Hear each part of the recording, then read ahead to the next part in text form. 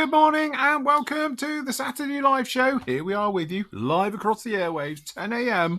on the 2nd of May, 2026. Good morning, gentlemen. We all good? Morning. Thank you very much. Yeah, good, thank you. All good. Unfortunately, John has let us down. We had a message about 10 minutes ago saying, I'm sorry, I'm not going to be able to make it. So, Was he working today? No. He's obviously down the gym, isn't he? No, it's Whoever down Jim is. Oh, of course. I'm sure Jim's happy. So, yeah, I don't know. But anyway, he might pop in. You never know. No, you can't do that because he'll screw up your setup now. I've just put us all in the right place. Anyway, we trust you all doing very well. You all had a good week. And obviously, if you're in the UK, it is Bank Holiday Monday weekend. So, it's going to rain. It is here. Apparently, it's supposed to rain tomorrow. It is here, yeah. Yeah, it's tomorrow. So it's supposed to be heavy rain. After it's been glorious for the past couple of days, hasn't it? I know, it's been beautiful. But yeah, unfortunately. I wanted to get our driveway blasted today, but well, that's going to happen. Well, I need to wash my car because I haven't washed it this year. Perks of having a gunmetal car. If you have gunmetal silver, hides everything. You know, I had to clean number plate the other day because you couldn't really see it. But I'm going to actually, I was thinking if it's going to rain this weekend, probably a perfect time to do it because it's been too warm and sunny. It will just dry. So it is going to have a wash. It will have a, bless it. It's coming up for 10 years old now, that car. So it's going to get a wash. So yes. Anyway, wish it would rain here. Where are you, Jeff? So we're hot, obviously. The sun. Yeah. Nice and sunny in York at the moment. Very nice, Greg. God's own country. Australia. Well, that's it. Well, you will insist on living in somewhere that's very hot and sunny. You come over here, you can have a temperate climate then. Hey, Australia's winter, isn't it? Well, or autumn. They're autumn. Autumn. Going into autumn now. Have you seen the advert for some sort of like cash app thing where you can send cash to people? And there's a couple in their living room in UK saying that the son needs some money sending over because he needs to pay his rent. And it clicks over to the son who's in a tent in Australia. And there's like a little gap in his tent and there's like spiders and things and all the creepy crawlers that you'd imagine going into his tent. And then it like clicks to him in his dorm room at university. It's all like sat there and it's all like nice, but then there's a snake underneath his bed. Typical view of Australia. This is it. Go to Australia where everything wants to kill you, including the people. And you go to New Zealand and nothing can kill you. So it's fine. Sheep. Sheep, yeah, lots of sheep. Getting mauled to death by sheep. No, Chris, you're quite right. I'm onto something else at the moment. I have the engine here. Also, we spoke about that yesterday. But I'm continuing my theme of the repair shop. So my bike, as you see, the handlebars are all snapped. And I'm putting that together currently. And then in a minute, we're going to be working on a King Tiger that's in multiple bits. And then if we've got time, I've got a MiG-25, a C... what have we got? No, we got the... Sorry, I can't even see what's in there. Let me open the lid. MiG-25. We've got a Seafire, we've got a Hellcat, which is missing the front end and all its gear, and a Phantom, which is the Airfix 72nd one, which we all built together, didn't we, that one? We did. Unfortunately, that's had a bit of a knock as well. And I'm amazed, actually, because out of these, I thought it would be all right a bit, because it's sitting on a nice cushion of paper when the accident occurred. The MiG-25, we're going to have to pin, I think, all of the rear stabilisers, because the rear tail's all snapped off. So, never mind. And a few weapons by the look of it. So anyway, we'll get those out a little bit later as we make our way through. So format for the show, nice and relaxed. We can do a little bit of, I'm going to do some repair work. Matt's sanding on a very classic Airfix kit. I've finished sanding because it's not very exciting on live show to be sanding, is it? Camera. Yes. Yeah, so I'm just going to plod along, I think, with the Puma for a bit, and I might actually put a bit of flat coat over my decals on the Hampton as well at some point. And then we'll see what happens after that. It's a bit, not very planned. We'll just wing it this morning. This morning, yeah. This morning, tonight, wherever you are, this afternoon, So. Well, yeah, you're quite right. Somewhere it will be. Somewhere, yeah, exactly. So just plod along and take it. You're carrying on with the F-16, are you, Andy? Yeah, it's got to the wing pylons. I didn't take the seam line off the side because I presumed they'd have something sat on them, and I didn't realise they were the wing pylons. And on the markings I'm doing, they don't actually have anything sat on them. So I need to clean them up because they've got seam line down them, and I thought it would be all right because they'd be covered. Then they'll also realised I haven't built an inert. I've got a load if you need them. Inert training sidewinders. All right, but for some reason, it doesn't even have anything on them at all. This. Yeah. Weirdly. You could do. Is that for the wingtip ones or the inside one? Wingtip ones. Yeah, stick a couple of AMRAMs on it. That's what it usually with the AMRAMs, yeah, especially. It's got sidewinders actually on pylons on the wings. Yeah, they always do that. They're a bit weird. They have their AMRAMs on the wingtips because of the G loading, and then they have the sidewinders on the inner station. Right. So, and then for some reason, I've not built the tank pylons either, so I need to do them. Very nice. Wondered why I've got 2 metal pins left. Very, very nice. And how are we all doing in the Flory family? I hope we're doing good. Lots of you in there as well. All right, Nick. John's late, so he's got detention after the show. John's late. Yeah, absolutely. Absolutely. Mind you, I'll let him off. He's been busy helping me out with stuff, so it's fine. That's no excuse. He's still got detention. He still gets detention for it all. And what was it Chris was saying about kangaroos earlier up here somewhere? Didn't he say he had a tribe outside his door? Yeah, and Jeff did apparently. Chris and Jeff, yeah. Coming up to the back door. Yeah. See, not the sort of thing you hear in hedgehogs. They're not the sort of thing you hear in the UK, is it? No, not often. Not unless they've escaped. I've got kangaroos at the back door. Yeah. Yeah. Not unless they've escaped, and then you're in trouble. Yeah. So yes. Oh, good. Oh, that's right. John's working on his homework right now. Well done, John. Good lad. Yeah. Crack on. Crack on. Mark's working on his Tamiya Panzer 4. So very nice indeed. Morning, Mark. Morning, Dennis. That's it. That's an old kit now, isn't it? Or did they bring a new one out? You know, Matt. You what? What's that? Sorry. Is that the old Panzer 4? Did Tamiya bring a new Panzer 4 out? Was that the old one? No, well, it depends which one it is, to be honest. I was going to say there's a few out in there that they've used in the chassis and all sorts. So I don't know. It depends which version it is. It could be the ancient one or a less ancient one, if you know what I mean. It's been repurposed a few times at them parts. So yeah, all good. Yeah, no, we're all good. So are we also going to have a look around what's going off on the builds, I think, today? We can do. Well, we can do. Have a look around. If everyone can update them, because last time we did it, we didn't have many updates in there, but I know everyone was busy with other stuff for the group builds and SIGs at that point. Yeah. Yeah, we'll have a look what everybody's Mark's saying he's planning and prepping to get out and redecorate his games room starting next week. Nice. Cool. See, I've got a games room now. I just haven't got a computer or anything to put in it. I've got this lovely room, which Tams calls the snug. I'm going to call it my games room. What I want to do, because I didn't realise they were quite that cheap, you know, the full stand-up arcade machines. Oh, yeah. Well, you can get them for £400, can't you? Repop things, you know. So, but yeah, they're only £400, which I know is a lot of money, but in the great scheme of it, I'm thinking about getting the original Star Wars. You know, the proper like Y graphics and all the rest of it. So and doing that.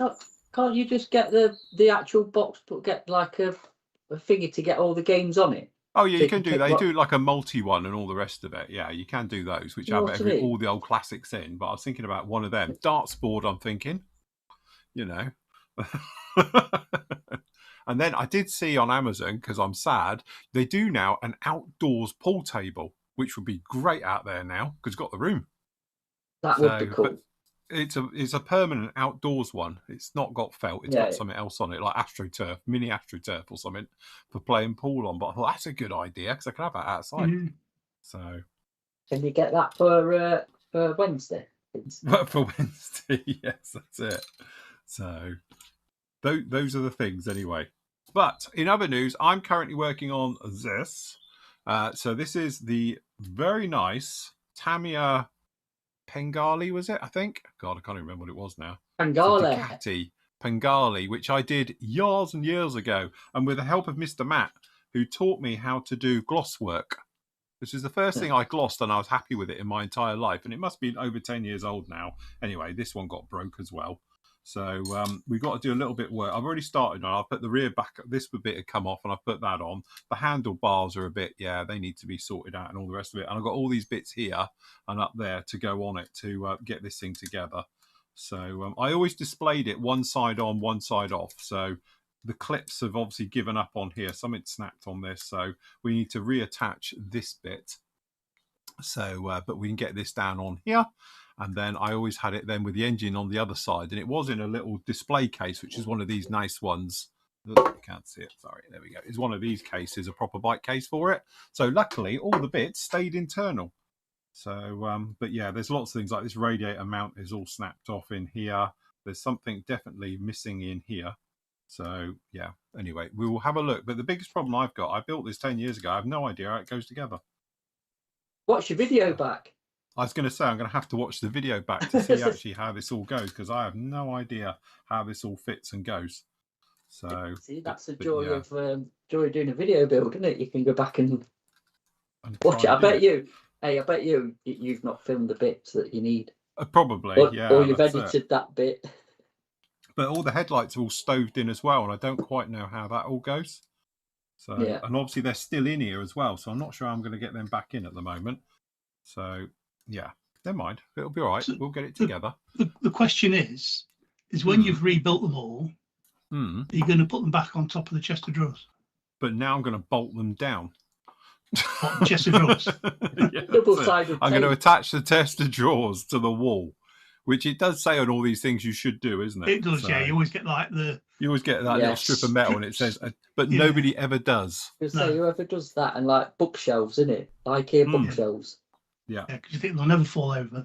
Yeah. No, not that stupid. Yeah, who would do such a thing? Well, yeah, pull all the drawers out at the same time. Who would do that?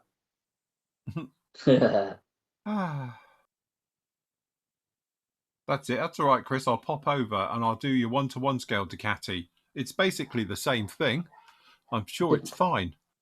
Yeah. Can I just say the Tamiya one's probably more reliable? Yeah, that's it. It's cheaper to service. I need to open a window because it's boiling in here. Oh, well, you're getting a bit warm. Yep. Yeah.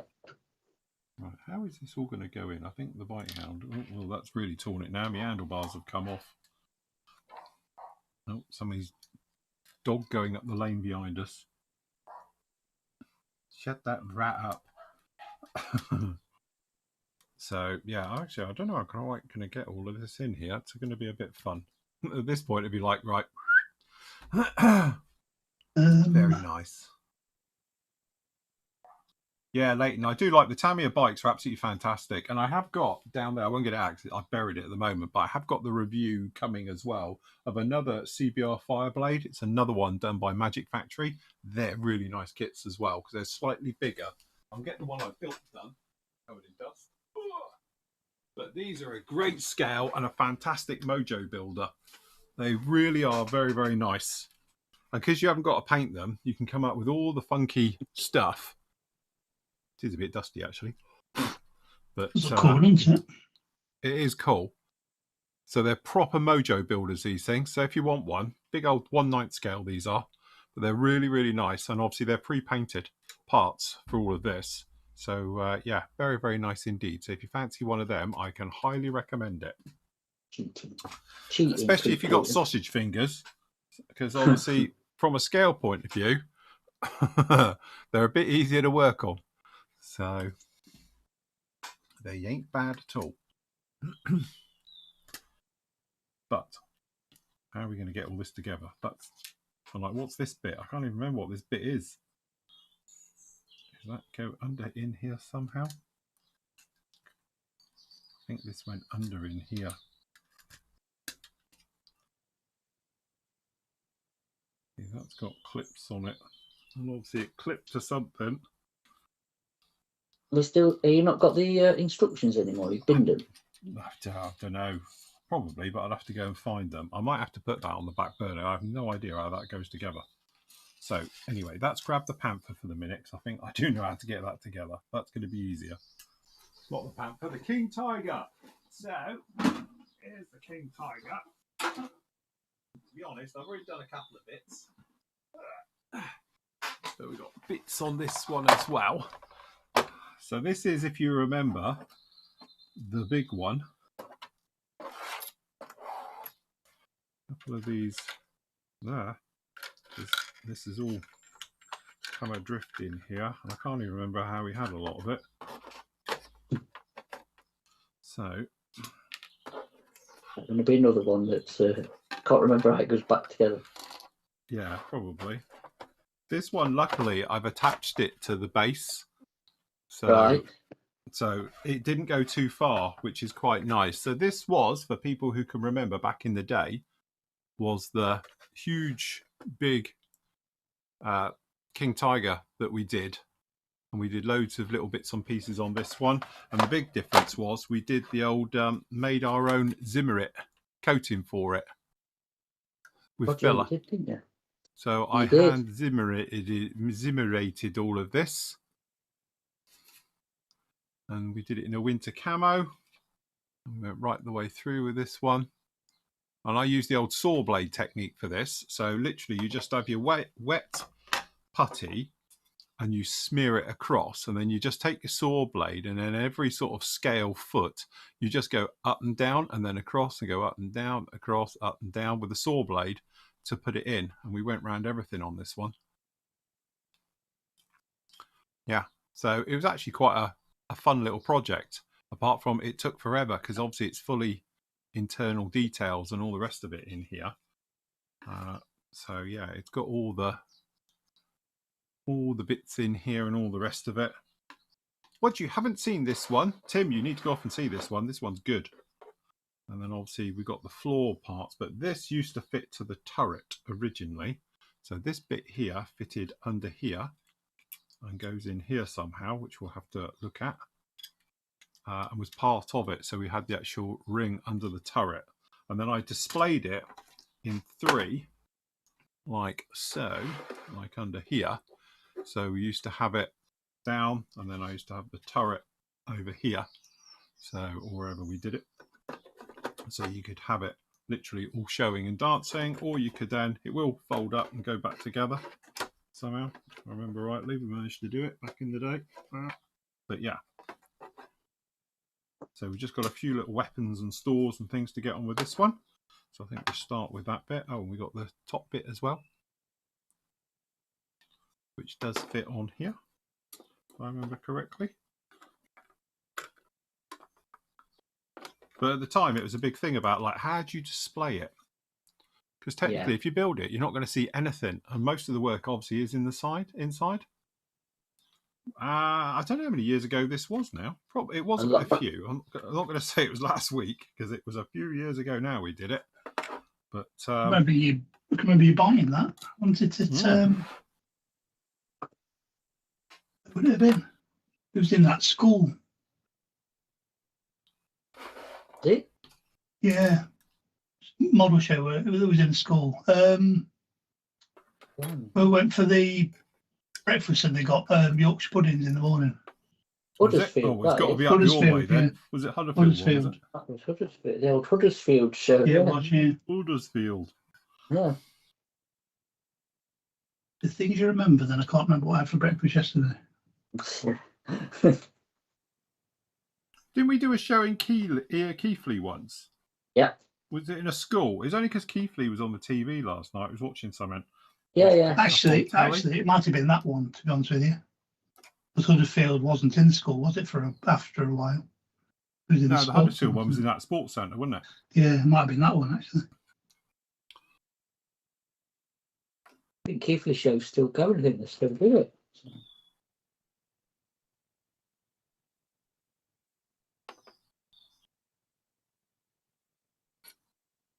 Wrong way round. Hold on. Tell you what, so I put my magnifiers on, I can see what I'm doing now. Oh, look, everything's in HD. I was just saying, I've got my extra pair of eyes on. especially when you're working in 70-second scale. That's better.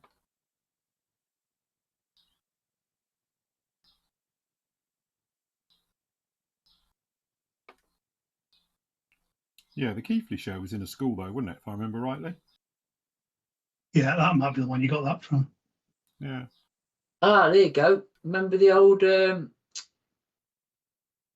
god, Wellington, the crew. Yes. Yeah, he's a kindly member is going to send him the one out of them Tamiya Lancaster. I forgot the head crew, to be honest, the Tamiya Lancaster. So that's good. That's nice of him. Good on the family coming together. Yes, well done, guys. So yes, that's Simon Fairgray. What a great community the Flory family is. He heard my question about the 48th crew, about the Wellington on Thursday show, and has kindly offered to send me the Tamiya Lancaster figures. Top man. Fantastic. See, that's what we're all about. Well done, the pair of you. Yeah. I actually didn't know the Tamiya Lancaster came with crew, to be honest. Yeah, I must admit, I built that kit, but I didn't remember it coming with crew.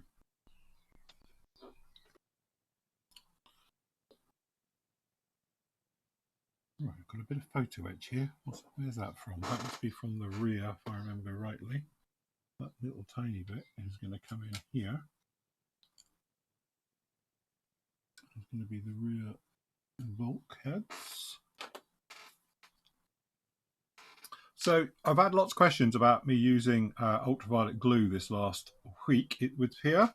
And again, I did mention it before. If I'm doing repairs and things like this, then ultraviolet glue is basically better than super glue, I think. It's great at holding parts in place, but I wouldn't use it for anything structural because it's not strong enough. But if you're using it, for instance, I was talking to one of our members about clear parts on a Spitfire. And I was saying about the great thing about it is on a clear part, if you've got a little bit of spread and you need to make it work on somewhere, you need something that sets instantly, because obviously if it's a normal PVA glue, it's just going to pull itself apart. So you've either got to hold it in place until it dries, which could take hours. But the great thing about if you use like an ultraviolet glue or a super glue is they're instant. They are rock hard from the second, you know, obviously you use a kicker, or in our case, we'll use a black light, an ultraviolet light. And they are great for doing this type of work. So little repairs, things like that, as long as it's not actually something you're going to be picking it up by, or something's under a little bit of pressure. So the easiest way to think about it, like I wouldn't do a gun barrel like and then hold it like this, because there's so much stress on this part, it's going to snap off, and they're not designed. So think of it like super glue. It's great for doing the little jobs, but I wouldn't do big things on it, you know, for anything structural. But again, it's one of those. The reason I prefer the ultraviolet glue like this is because it sets pretty much instantly and cleanly. You don't get any fogging with it, whereas obviously if you're using super glue and things like that, you can end up with a little bit of fogging and those types of things, whereas for this you don't actually have any of that problem, but you will end up with something really shiny, because when the ultraviolet glue dries, it'll dry gloss. So what you need to do is, if you're in something like in here, for instance, and I'll show you in a moment, you'll see little shiny spots all over it. Like in here. And also the thing is, and this is proving it here, it only works where it touches. So where the light can hit it. So anywhere the light doesn't hit it, it just stays as a gel. So you need it to be somewhere where the light can get to it. Like now, the light's got it. So I was doing it here, the light wasn't getting it. From the outside here, the light can get in, is now setting it in place. All right. So again, don't use it on something like two painted surfaces. You're going to put them together, because all you're going to do is put a very thin set line around the outside of where the light can touch. The main surfaces, the mating surfaces in the middle, are going to have anything at all. It's going to be soft. So i.e. it's going to break very, very easily. So again, but if I close in here and move these, you will see where we've done a little repair job. Hopefully you can see it just down in here. You will get little tiny shiny bits. So I just pop along with a little bit of flat on a brush or satin and just give it a little brush. And then that way it will dry to a nice matte finish. and away you go, and you'll be absolutely fine. Now I've got to fit this in here, and it's not going to go now because I put the photo etch bit in first. Nah. Yeah, it's picking what you use it for, isn't it? Yeah.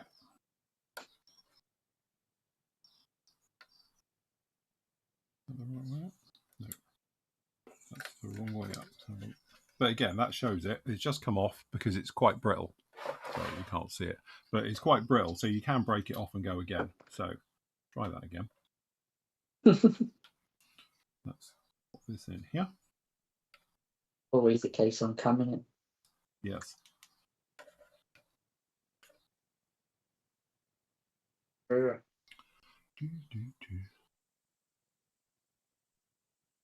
Mega Hobby is officially closed here in the States. Wow, another big one gone then. Gone. So literally all it's left now is Sprue Brothers, isn't it, for the big ones? And what's it called? Andy Hobby called, isn't it? Well, yeah, Andy's is sort of growing all the time, isn't he? But from the original ones, if you like. I remember the good old days of role models. Role models were the first people when I started doing the wash 20 years ago who put in an order, and they put in an order for 2,000 bottles of wash, and it scared the hell out of me because the most I'd ever done was maybe 20.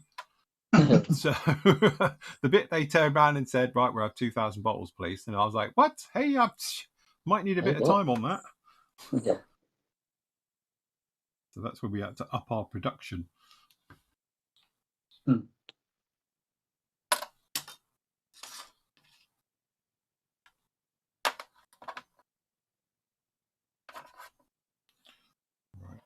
A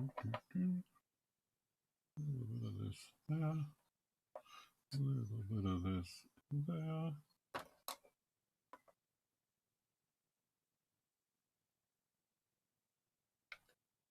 I'll put that the wrong way round then.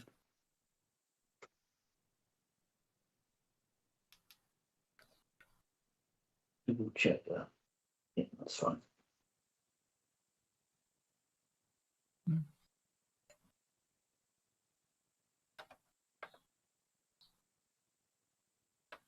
And that's the other thing as well. When you've got the black lights for doing this type of work, it is quite good to have the little tiny ones, because if you've got the little one, you can get in here and angle it up into it and stuff. When you've got a big one, not as easy. You need a mirror, bounce the light around on it.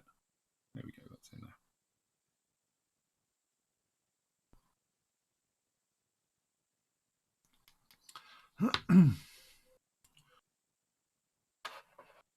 To be honest, Paul, that's what I said at the time.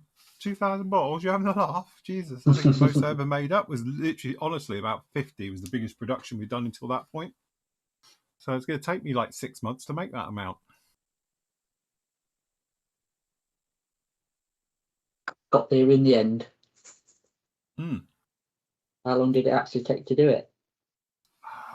To be honest, I can't really remember now. I know there's a famous photo I had which showed the order on my very old house I used to live in, and we had this really big dining room, and I had them all laid out on the table because we used to have to do that thing in those days before we got, like, we're on about the 4th version of the wash now, but in the old version, when we used to use the lesser quality clay, shall we say, you used to have to leave it sitting in the bottles unlabeled for a week to make sure they didn't separate and stuff like that, and make sure they were good. So they were just sat there on the table for like a week waiting to see what they would, if they were all good before they got labelled. And then they got labelled, and I had a photo of me leaning over and looking.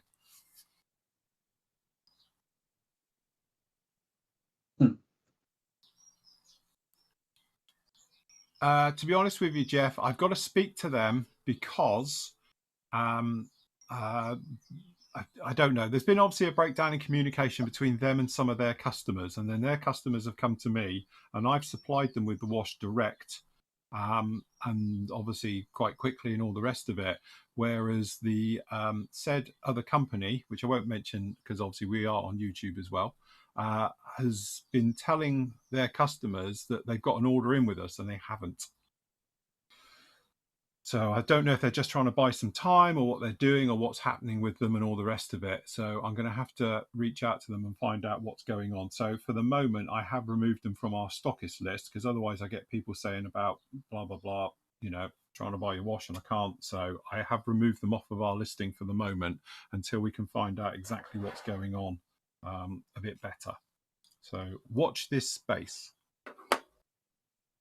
Hopefully we'll get it sorted. If not, as has been proven, I can get stuff out to the New Zealand and Australia, and it's about a week at the moment. So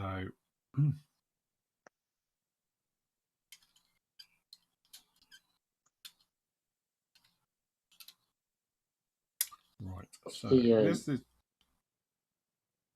postage costs like that and posting to. Again, it's a little bit up and downy. To be honest with you, and I will be honest here, I cover some of the shipping costs to Australia.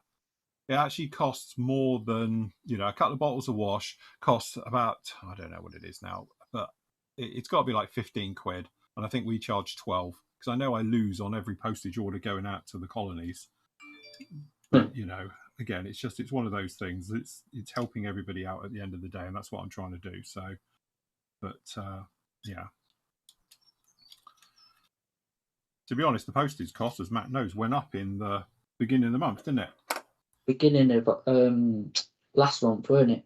Because we're in May now, aren't we? So yeah, beginning of April they went up again. So. Yeah, but I must admit I didn't put the cost up.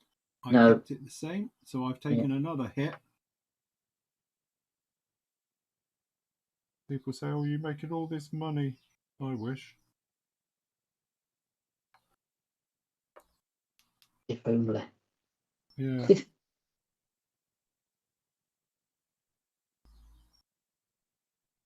Tell you what, for the age of this old Puma, it's actually a really nice kit. Yeah. Bit of clean up, bit of fettling, but actually it does go together. It's all right. I got a bit of glue. I got a bit of glue. Well, yeah, because I used black super glue as a filler. Well, that was my own fault. To be honest with you, I should have cut the tabs off and just gone old school and lined it up that way. I had a little bit of a step, so just a bit of a scrape and a bit of glue. It's actually pretty smooth, but yeah, more glue in there than I actually would have liked, to be fair. So that was, just note to me, future. Sometimes the old locating paste can be more of an hindrance than help, especially on older kits. But probably just take them off and manually line it up yourself, innit? So treat it more as a limited run. Yes. Yeah, actually, you know what? The old sponsons for the wheels fit on quite well. I'll tell you what, I'm going to have to do an old kit at some point because I really enjoyed doing the Jaguars.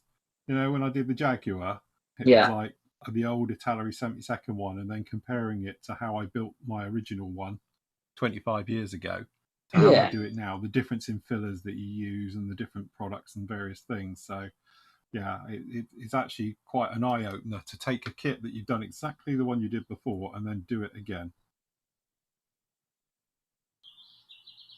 Where is that glue to? So that's in there. So we need a little bit of glue in here. I'd say I'd definitely do a bit of research which one you're going to do if you're going to do an old kit. You don't want to full on battle on your hands, do you? Oh yeah, no. That's it. The other thing is it depends how far you want to go with them as well, isn't it? Let's be honest, it's what you want to put in them. Like the old Hampton here, I've not bothered to sand the rivets off too much because I could build a better one with the Valium kit as a base. But to be honest with you, under a coat of paint, I have took the tops off them with a sanding sponge. Yeah. So they're not overly prominent, but again, I wanted to build it of its era, if you know what I mean. Yeah. Again, I think that's quite nice. Like me and you did with the monogram kits that we've worked on. Yeah. Is building them without changing it all. Yes, of course, we could sand off all the raised detail and rescribe and re-rivet and do everything again. But actually working with what you've got. And I really enjoyed doing the old monogram voodoo because obviously putting in raised details back in and doing it and all the rest of it. But you were working with the kit instead of just trying to like completely change it. It was like, no, that's how it was. And we're going to, try and recreate what it was, instead of just turning it into, some modern kit. Well, that's the thing, isn't it? Again, most kits now have got better and newer options, let's be honest, haven't they? They've been retooled and redone, so you've got a better base if you want to do, you know, a newer tooled kit. Mm-hmm. But again, the Puma, this is it. So I've got to work with what I've got. Yeah. I think most of the Airfix Vintage Classics kits that they bring out, there's not many other new tooled kits that's available. Yeah. And I think they've thought of that, actually. I've never thought of that before, but yeah, thinking about it, they've not everything, but most of it I think is unique to them and still is. So Yes. it is what it is, isn't it? You know, but working in 72nd as well, they're not exactly massive, are they? Yeah. So I think, what was this, 72? Did I say this was first tool? 72, 73, something like that? Again, I think so. Yeah, because we were saying it's 53 years old. So it's the same age as me. Yeah. But you have got an interior, you know, you've got a bit of a cockpit. I don't know, I think 70s Airfix kits, actually building a few of them, because I built the B26 Marauder. They've got a bit more to them than I think we appreciated back in the day. Yes, they're not recessed, they're all raised still and all that, and rivets and stuff. But I think under all the exterior stuff, there's actually not a bad base kit, to be honest. Again, if you wanted a blank canvas and start again. So,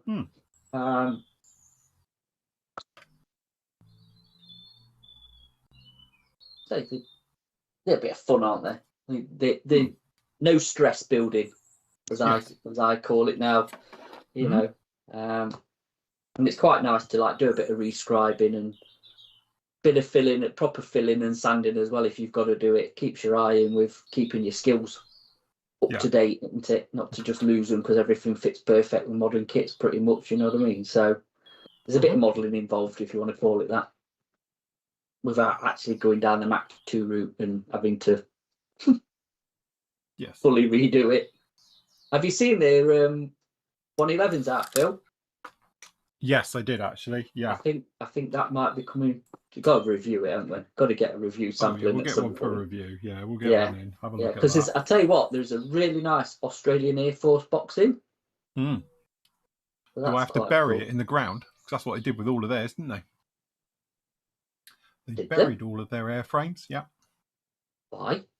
I don't know why they buried them and didn't just scrap them, but they did. They buried them. Perhaps to dig them back up again.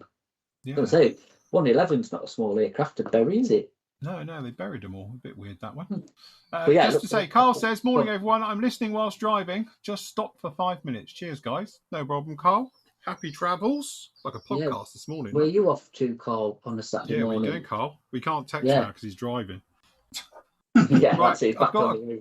That's it. I've got a question, everyone. Where does this bit go? I've got two of these, and they look like steps, if I'm honest, and I can't work out where these go. Anybody doing a King Tiger? Which one is it? Is it H or does it K? hang off the bottom of this somehow? Is it part of the ring? Because obviously this part's going to come up in here. Right, I fixed all of these because they're all a little bit wobbly, so we've gone and fixed them. And I know this is going to come up in here then, and it's going to fit in the bottom here. I get that. But I've got these two, and I know they come from here because it's the right colour. But I've got these two, and I don't know where they're from. I know what that is because that's off of my other kit. And I've got this little guy as well, which it looks like it's one of those that has the gas mask kits in as well. So I'm assuming that's somewhere probably bolted to a wall or something down in here. Or is it part of the gun thing? Don't know. But yeah, I've got 3 bits and I have no idea where these 3 bits go. So if anybody knows, shout. If it was a gas mask thing, it'd be done in German grey colour, wouldn't it? Not in... Yeah, but don't forget, I built this. It could be anything. Yeah, he's just made it up. Yeah, and, if we're talking like the original one, then possibly. But I built this, so I would have just painted it the same as everything else. Yeah. But yeah, probably not historically accurate. Yeah, that's quite correct, Andy. But this is me doing it. They're talking about old kits. This Tamiya F-16 is 20 years old next year. I know. Do you know what? It's funny because that popped up on something I saw on Facebook and they were saying about that's 20 years old now. And it's like, Christ, that's when you get it. This, Clint, is for the, it was the Hobby Boss one, I do believe, wasn't it, Matt? Which one's that? Sorry, mate. My King Tiger. Shall I go and have a look? No, Tacken. it was the Tacken. Tacken one, yeah. Oh, was it the Tacken one? Was Yeah, it? when they Yeah. built 10 different versions of it. Hold on, let's go and have a With look. or without I'm going to look at the Zimmerit video, and Bill, because I might actually be able to get some reveal photos from they it. did late and earlies, and I think, did you Oh, buy an there it early is. without the Zimmerit? Yeah. So this is the one that I did, everyone. This is it. Look, step through with me through time. Putting in all that lovely detail that we didn't see particularly. So yeah, look. Did the engine. Put the engine in that we didn't see. Yeah, this is the bandwagon of all the interior kits, isn't it? Yeah, that's it. Yeah. And then we realised these are a lot of work and you don't see any of Yeah. it. Okay. Hold on. I'll go back one because I can see the interior of it. Oh, hold on. 2 at the top. Found it. There you go. We found one. So it goes up here. So, all right. Okay, look. We found one here. I'll go back to me. No, we're going to get stuck. Yes, there we go. It's that one. That is here. Okay, we found that one. That's good. And then let's have a look for other bits. It's hanging down. It was something like that. We did it. That's how I did the Zimmerit. Squidgy acrossy. To be honest, it's one of those things. I started doing it thinking, we'll see what it looks like. And actually, it turned out really well. So I was happy with that. Lots of weathering, lots of pigments, lots of mud.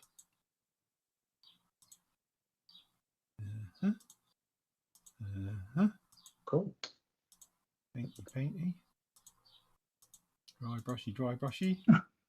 Gun barrel-y. Where are we?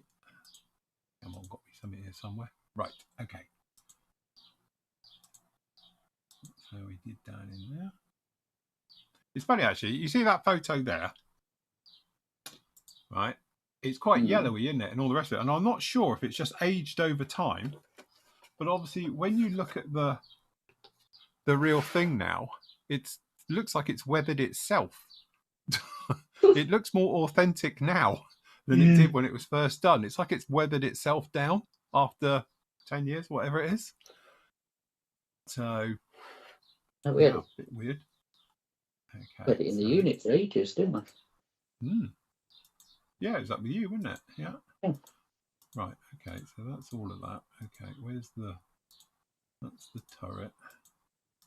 I've got a bit with the turret off, which I'm sure I must have somewhere.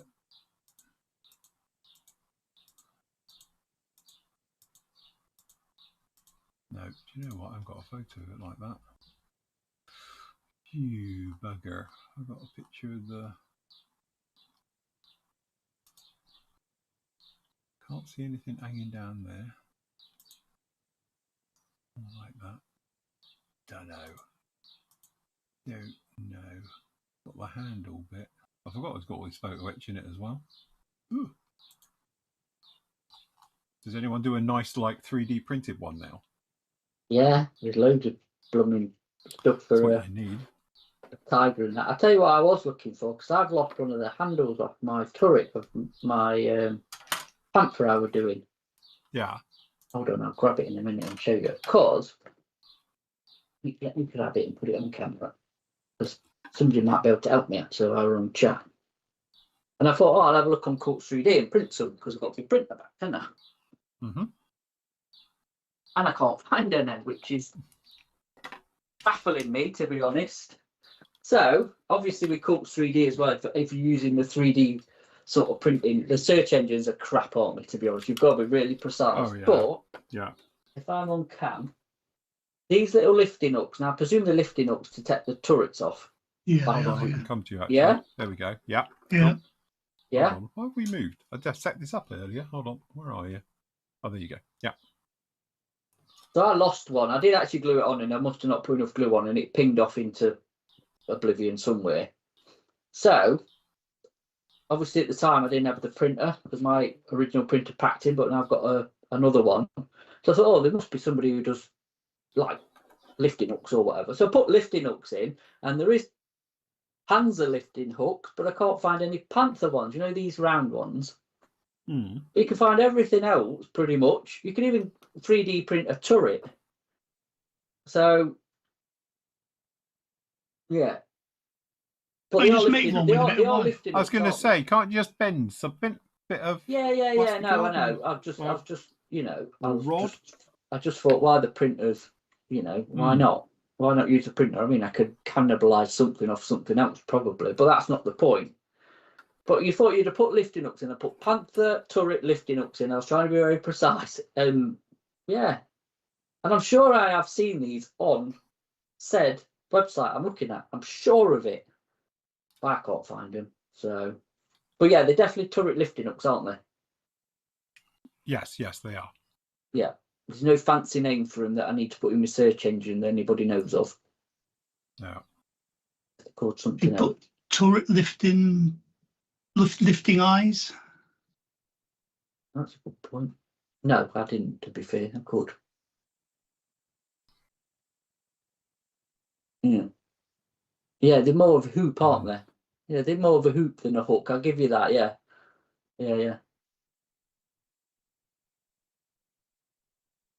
Like you say, it's not the be all end all to scratch build one, is it? But Phil, can you just show us those two bits you've got again? You were. sure, I'll sort of. Hold on. Right. This is going to be.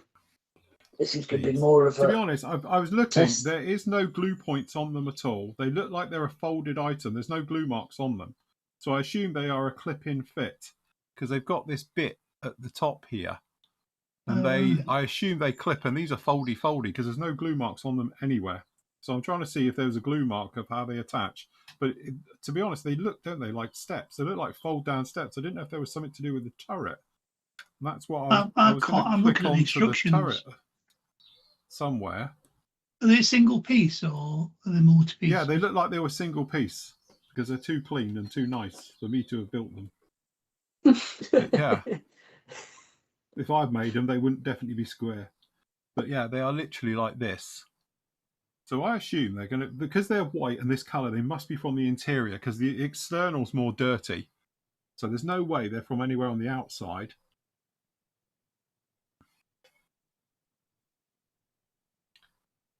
Yeah, I would that thing, put in lifting eyes. Dave That's says good it's point. lifting eyes, they call them. I will try that. I'll try that. Yeah, they are lifting eyes, aren't they? Lifting eyes across the floor, wanting more. You got lifting eyes. 50 eyes, that isn't it? Whereas I always do that song. He's got lazy eyes, looking across the floor somewhere with lazy eyes.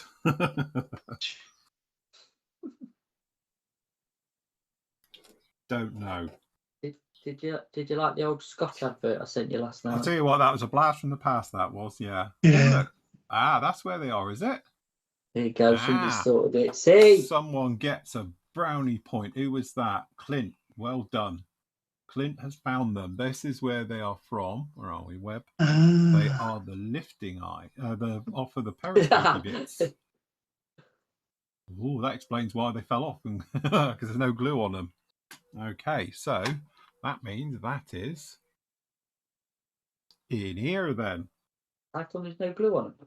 Just out of curiosity. Because they are such a good fit, made by me. Obviously, I didn't feel the need to put glue on. Oh, fair enough. That's why they fell off, in other words. That's what I did. Yeah. There you go, look. That's these. They fit in here. So we've got one there, and I'm not going to glue them again, look. So they're ready to fall off next time. So I assume it's the step, is it, to get out? They fold down and you can use them as steps to get out the hatch or stand there as the thing is moving. Yeah. There we go. They go like that. Obviously, not like that, but properly on it. Yeah. Come on, glass. Come on, glass work. Oh, there you go. That needs to be up there. Nice. I need some tape. Right. Okay. That's good. That's good. Let's just put this out the way for 1 second. Right. Okay. So because this is sort of structural here, I'm going to use super glue. So for today's super gluing adventures, we are using my current favourite, which is Tommy Walsh's DIY. There we go, look. DIY time with Tommy Walsh. It's amazing what you get in Poundland or wherever these came from. It was a card full of them for like £3, I think it was, for 24 of them, wasn't it? Good old Tommy Walsh.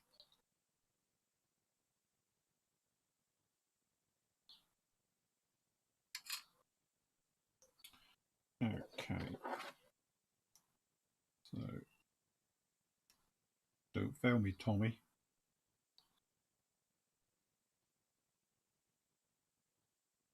But he's building armour. One of the things, you don't have to worry about fogging up your clear parts. Very good point. See, people say about, well, armour, you know, like blah, blah, blah about armour. And I'm like, well, you know, Yeah. There's things you don't have to worry about with armour, which I do as a aircraft maker, like fogging up clear parts.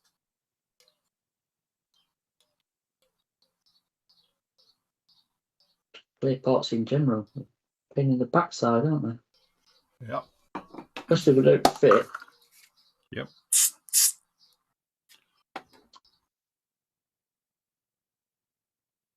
Now, Tommy, don't fail me now. Turns out Tommy Walsh's super glue's crap. Oh no, it's got it. We are biting. Why are you not using some magneto glue? Do you know, I haven't got any. Can you bring me some down, please? Some magneto glue?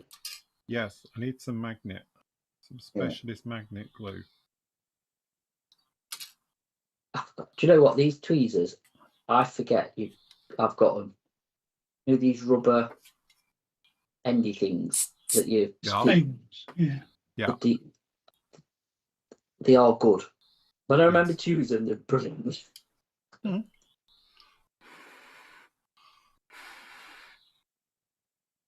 Got any in stock? Yeah, no, I'm fully good on tweezers actually. Good. Yeah, no, we are all good on tweezers.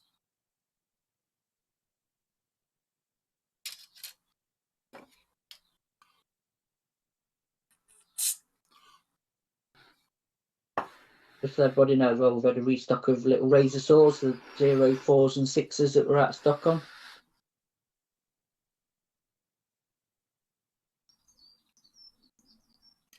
Not only good for cutting, but good for rescribing. Yes. I must admit, I use razor saws to do a lot of the rescribing on the Catalina. You know what? I've used it for rescribing this. I find it that, to be honest, it's becoming my favourite tool for rescribing at the minute, or at least putting initial scribe lines in, and then if you want them a bit bigger, you can go over it with something else. But yeah, there's a lot. I don't know. There's a lot of control in them, isn't there? To be honest. Yes. Yeah. I think that's how we displayed it last time. We'll do it like that. There we go. Fixed it. Another one done. Where's the C-Vixen? C-Vixen, well, it's upstairs now. I've taken that back because it's upstairs. I need to bring it because I need to fix the wheel. Just the wheel. I've got this one part to go on. I've got a little bit of something here. Just a little bit of this.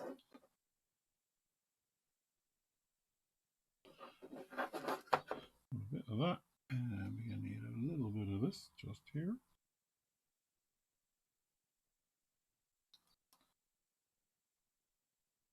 Jamie's in. Morning, Jamie.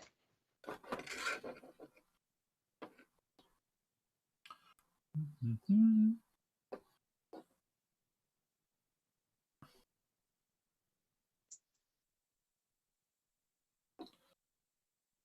Good morning, Jamie.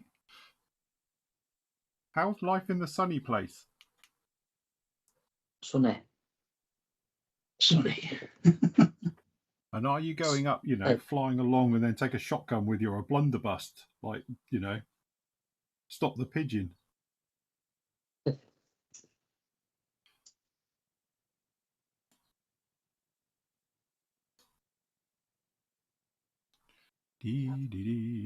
Right, there we go.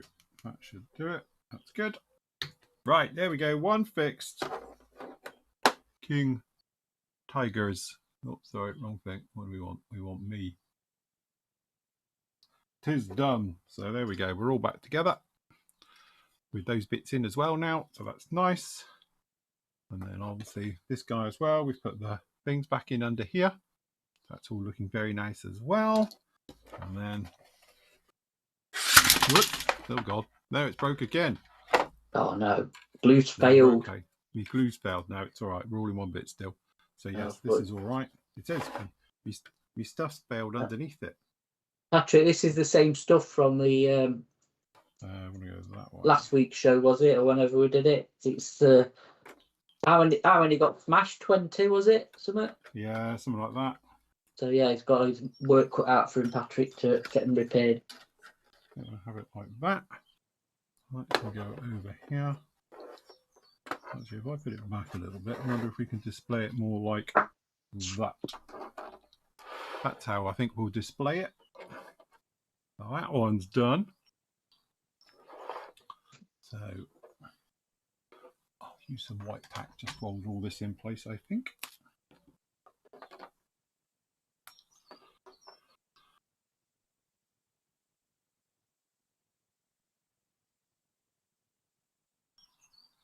We'll get the hurricane up then and we'll have a look see.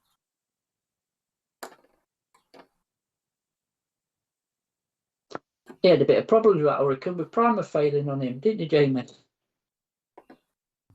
I watched his vid. Is it one of those ones where it's a little bit awkward when you watch it and the fucking stuff's not working? You know, the videos we make normally. Oh yeah, look, it's easy. You just stick this down here and here, and then suddenly it's like, oh shit. Yeah. No, he had a bit of peeling, shall we say, with his primer not working brilliant. Which I can relate to be honest, mate, because I've had the same issue with it. Primer was it? Can't tell you. I'm not on the live show. I'll tell you after. Is it a primer? I didn't get on with either. We don't sell it, so well, not anymore. Well, we weren't selling it anyway, but I was trying it. Shall we say a little bit of that? But yeah, I've got, to be honest with primers, I've gone back to the old Accurate stuff. It works, it sticks. So I don't mind some of the proper acrylics for like armour and that, because you're not really sanding and masking over and stuff. But I don't know. I think it has its limitations, but that's just personal opinion, you know. But yes, it'll do. Accuracy is good enough for me. Good enough for government work, is it? Is that what they say? Is that what they say?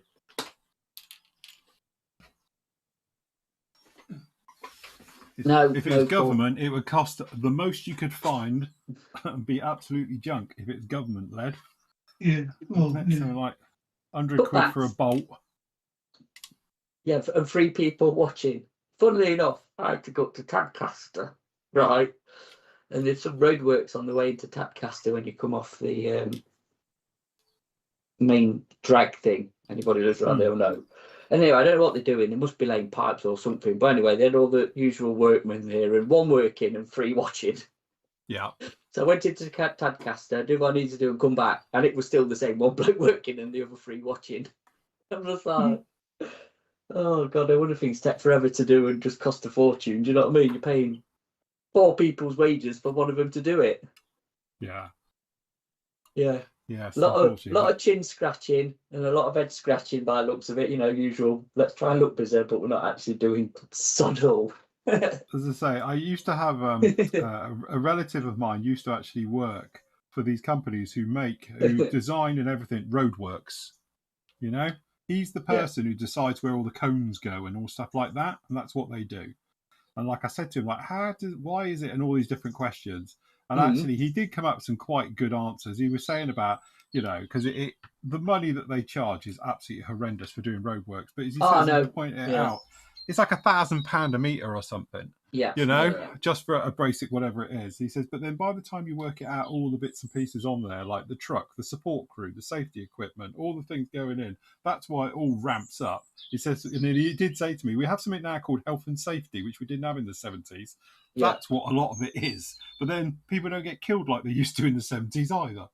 So Yeah. it's like, okay, Oh, all right, point taken. Yeah, because to be fair, one of my other half clients does motorway repairs and stuff, and I spoke to him about it, and I'm like, "Why did it take so long? Why do you have to cone off like 20 mile and you're working?"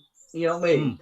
I like it. Yeah. He did explain it well, and I was like, "Oh, fair enough." But I said, "It's frigging annoying when you're in a 50 zone and nobody's there doing nothing for miles on end." You know what I mean? But he says it is like you say, it's the cost of it for what they are, the equipment and all the other stuff. Yeah, Is how it works. It just, I don't know, in my head, it just doesn't seem necessary to actually have all that coned off for such a long stretch with actually nothing doing on it. Do you know what I mean? But I know, like, I don't know if like anybody's, because there's a load of stuff doing with HS2 in around Birmingham, which I'm going to have to tackle on Tuesday, getting around Birmingham, finding your way round, and all the cones and stuff that's happening there. But I do get it now with health and safety and that. Yeah, it just does make you laugh, doesn't it, when you do see somebody and, like you say, 3 of them are watching and one's actually doing the work. You know what I mean? So I don't know. Yeah. Right. What's right?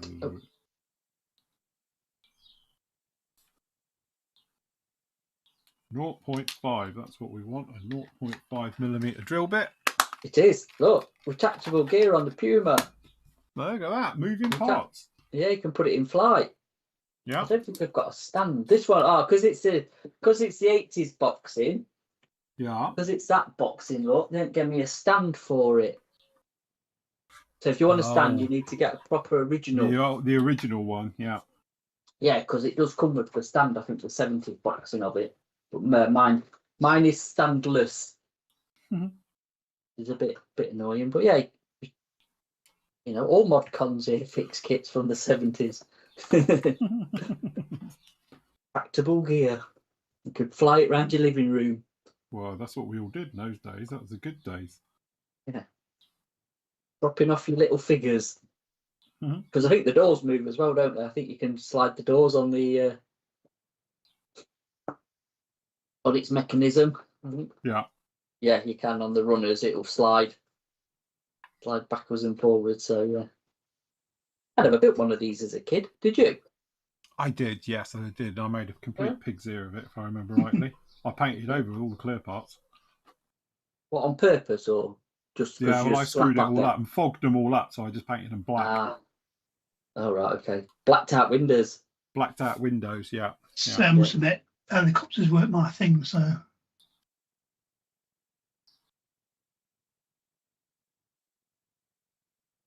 It was cool though, must admit. I'll tell you what, you know, for the age of it, the glasswork actually fits really, really well. That's not bad at all. Yeah, I must admit, I fogged up all the side windows, if I remember rightly, so I ended up painting all the glasswork gloss black. Yeah. And then redid the framework on it. So I don't know what the vintage classic box and how the moulds have held up, because I've not really looked. Obviously, it's going to have a lot better decals than I've got for this. But I don't know. It hasn't been released that many times, has it? Well, I don't know, to be honest. Yeah. Now, morning, Alan. Hope you well. Yeah, no, going for the little one before I tackle the bigger one when I've got my mass set later on in the year. So. And it's full interior, John. I'm full interior and cockpit, John. And wheels. New rotor head. Yeah, new rotor head, tail rotor. Yeah. Just a few bits. Yeah. Crew. I want crew. Yeah, no. So, this counts as a twin engine as well, doesn't it? Does it? Yes, it does. Yeah, no, it does. Yeah. There you go. I've got another twin engine build then when it's finished. Right. What am I doing? 0.5 bloody millimeter rods. Don't know. Oh no, what have we done with them? I'm sure I have a pack here. I know we haven't got any in stock at the moment. What? Need more rod. 0.5 millimeter rod. Are you got any thick plastic card? Yeah. Like how thick? Oh, I can go right the way down to almost nothing. I've got No. For say making a scratch built floor. Yeah. Because you want something quite thickish, don't you, and sturdy. Yeah. What's the thickest you've got? 1 mil, I think. 1 mil. Yeah. Oh, okay. Would that suffice for scratch building a floor? I should think so, because 1 mil's quite thick.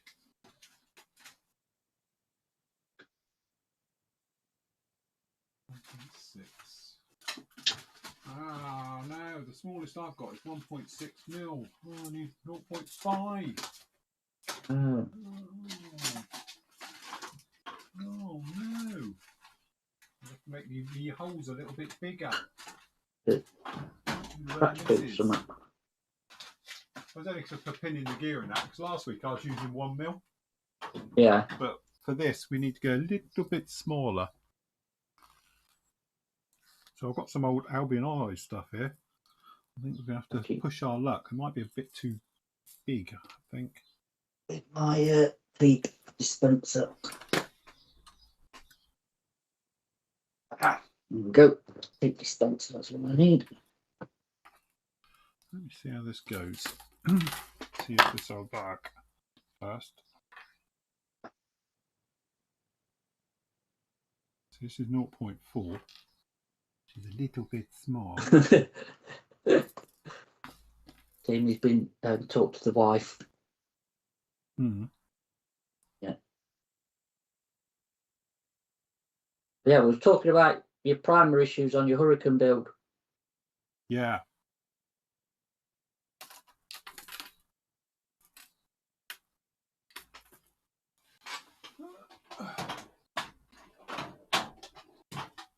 That's a piece. That is, for the age of the kit, that's quite a nice fit.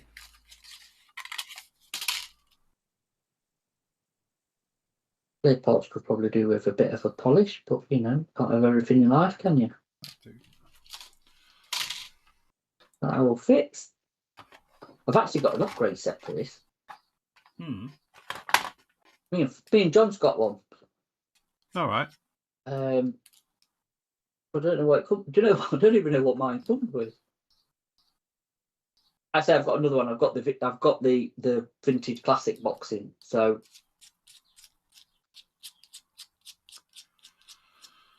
you never know. I might do another one, proper one.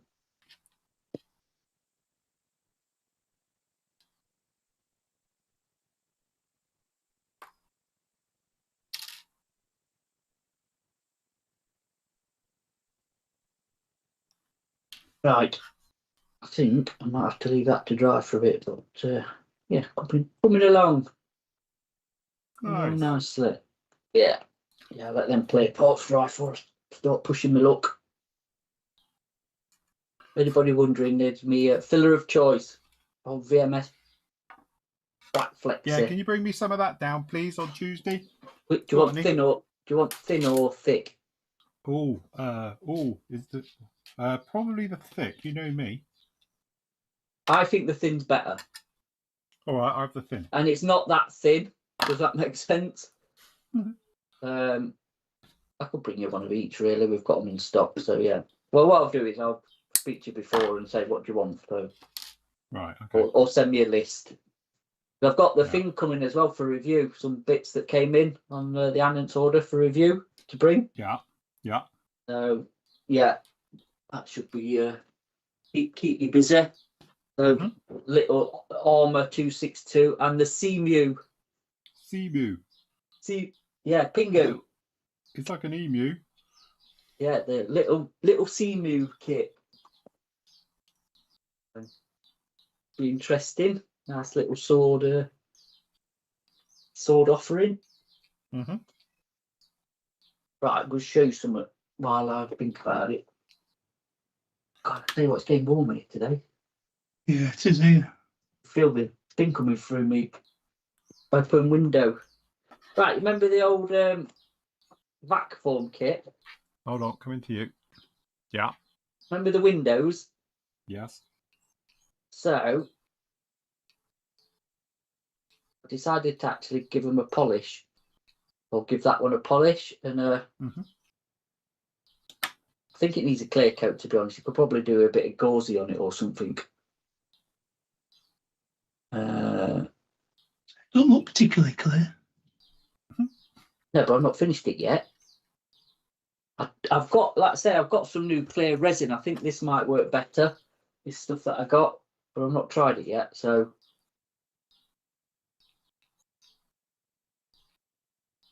I don't know. Yeah, I mean, it's not bad. It's not super clear, but it's better than it was. Yeah, we're getting there. Like I said, I gave it a polish. I even used one of. Hey, remember these, Phil? Oh yeah, what, the big blue one? The big blue stick. Yeah. Ace for polishing them. They'll just squeak. Can't get to the squeak yet though. Yeah, you need your squeaky bit. Yeah. Again, I think, like I say, with a coat of gauzy or something like that on it, it might give it a bit more transparency. I don't think it's ever going to be super, but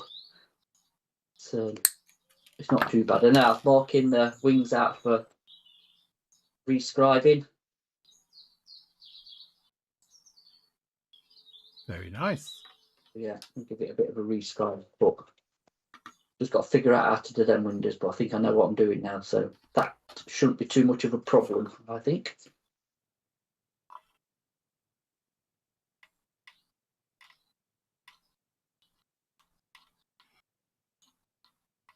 God, it feels like I'm going to drill through and out the other side in a minute.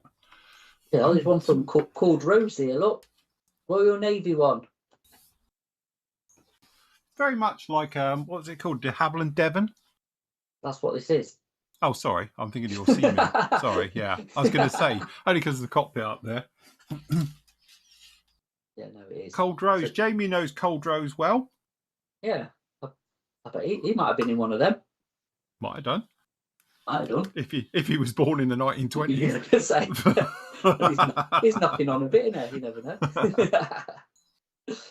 Yes, I might do the Royal. Well, I've got 3 options if we can ever get it done: the Royal Air Force one, the Malta one, or the Royal Navy one. So, I might do the Royal Navy one.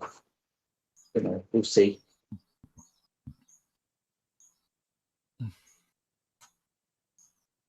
The canopy parts are in whitening solution at the minute because they've gone yellow. So hopefully I can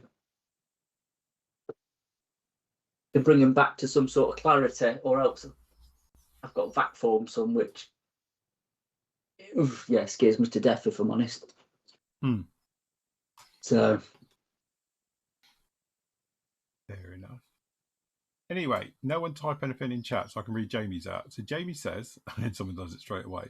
Ah, yes, Nightmare. I use the new formula VMS acrylics with MRP aqua acrylics.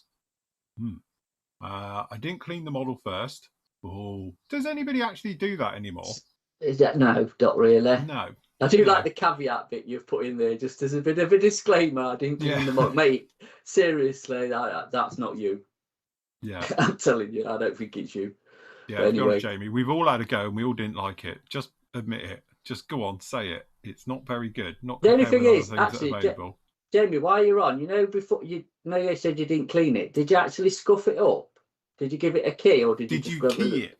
Yeah. Because I have noticed that with these acrylic primers is to properly scuff it up, either with a little Brillo pad or a worn sanding stick, just to give it a bit of bite.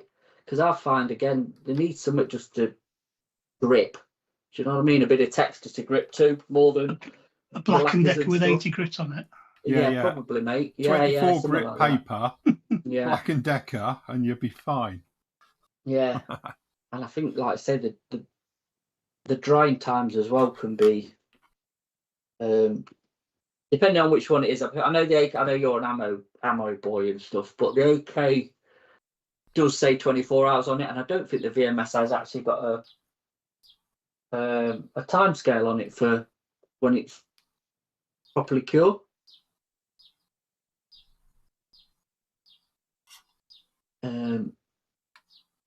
So yeah, what I'm using is hydrogen peroxide. I'm using for my clear parts, which is so he smells of cat piss. There you go, which is in a little salmon paste jar. So I've decanted some. So does it stink and make your eyes water? Yeah, it makes my hair go blonde. Yeah, it's the bit where he does that and runs his fingers through his hair and he ends up with tips. That's what I'm thinking. Don't touch it and then rub your hair or anything because you're gonna. Yeah. To be honest with you, what I am going to do as well is obviously I've got an ultraviolet curer for the 3D printer. So if you have, what you could do is, I've seen this, people do it with plastics that are yellow. You know when they're restoring toys and stuff, and you've got all keyboards and all that. So they drop it in the hydrogen peroxide, and then they put a load of ultraviolet light on it. Yeah. So I've had this soaking for a week or so.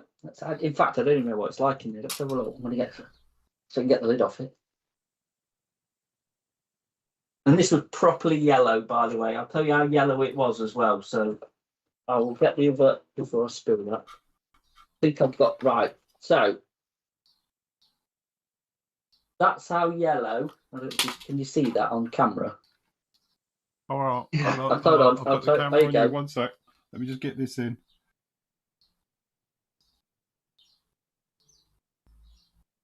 Right, we have gear in.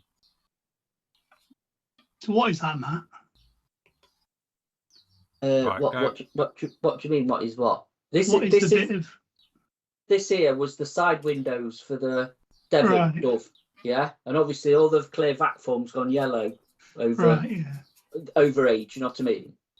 So, and that's literally how yellow they'd gone. So I've had this soaking in, like I say, some hydrogen peroxide for a week or so. In fact, I don't know, see how clear they are at the minute. I think my plan is, like I say, is to stick them as well under some UV light. Oh shit, hold on, can't grab it. Hold on. Let me grab it. So that's it so far. So it's still a bit yellow around the edges, but that's definitely better than that. It's definitely, there you go, look. You see that on cam? Does that come up? Yeah. Not brilliantly, but you can get the idea of it, yeah. Yeah, no, that's all right. So yeah, so to say, like I say, that was that. So that was that yellow to begin with. So yeah, it's definitely bleached it a lot clearer. There's two different. I think it's obviously for the different if it's a Dove or a Devon. Yeah. And that's the other one, which is still actually on its. Really cut that one out. I don't want to be touching this because I'll end up pretty. So it's a lot clearer. It's not perfect, but I think again, if you whack this under some ultraviolet for a bit. And then, isn't it into the UV that's made it go yellow? Yeah, but I'm going to clear coat it after. I'm going to get a coat of UV clear. Yeah, but if you put it under a UV light, will it not make it go yellower? No, I don't think so. But yeah, I think, do you know what, actually, Andy, that is a good point. I don't know. I've never done this before. I've only been doing a bit of Googling and stuff. So I'm just testing. I'm just testing if the theory works. I'll put them in. Because I thought it was the UV light. Yeah. I think it's that, I don't know the science behind it, but I think like with the hydrogen peroxide and the UV, I don't know. I'm no chemist, so I don't know the science. But I'm just seeing if it works. It's definitely, like I say, brought it back to some sort of clarity. So I'll give it, like I say, I'll give it another week or so.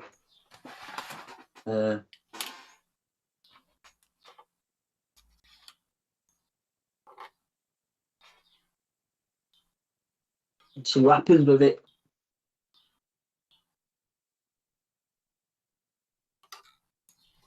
I've got a funny sound coming from my model. I don't know if this is normal. It is for you. But I can't work out what's come loose.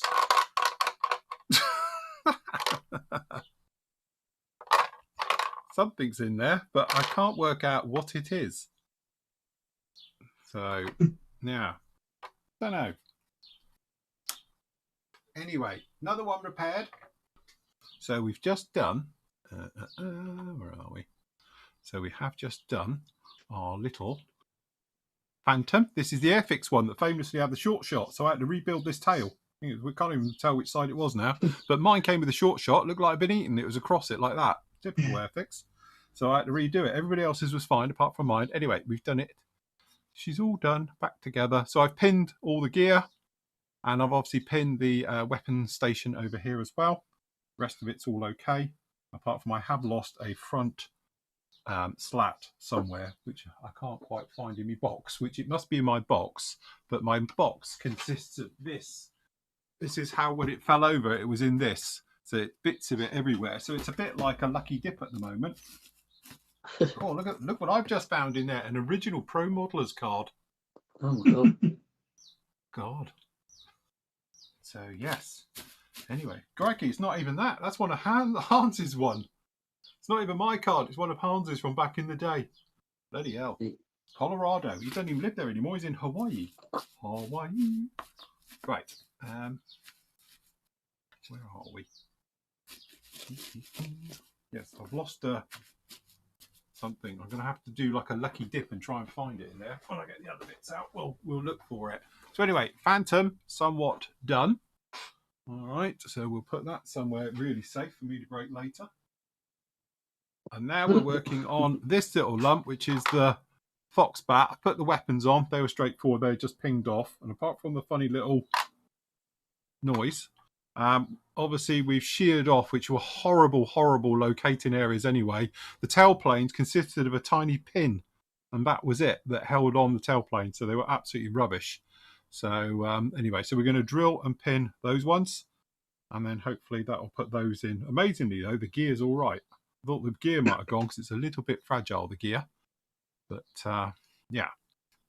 So this is the plan for this one, is to drill out and pin these ones. So we'll get on with that next. They're saying, is it the nose weight that's rattling? I don't know, because it sounds like it's coming from the fuselage. It sounds like it's here. It doesn't sound like it's at the front. And I doubt if the nose weight has come off, because I usually pack it full of super glue. So I'm surprised if it has. But it sounds like it's coming from behind the cockpit. So originally I thought it was the seat was loose. But it's not the seat. It's something further back. So it's a bit dusty, this one, because it lived in the warehouse for ages. It actually, yeah. It did. It did indeed. What I'm going to do is just shimmy this off. I'll tell you what, knife make a difference when you put a brand new blade in your knife, because it's the first time I've had a new blade in here for ages. And I was like, holy shit, this thing's lethal now. Yes. Yeah, new scalpel blade. Yeah. After using an old one for months and months and months, you're like, suddenly it's like, oh my God, I killed myself.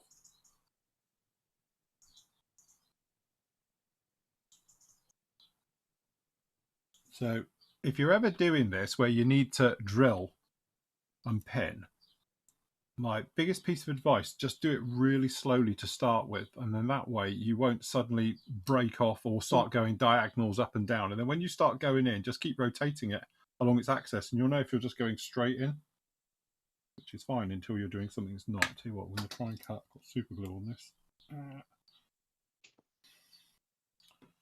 Try and cut the super glue out. There we go.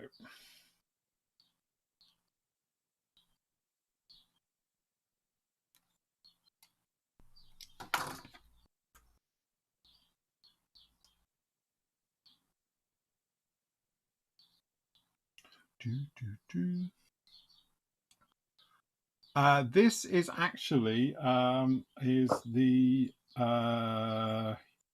yes, it was the AMK one. It got reboxed, didn't it, by Revell?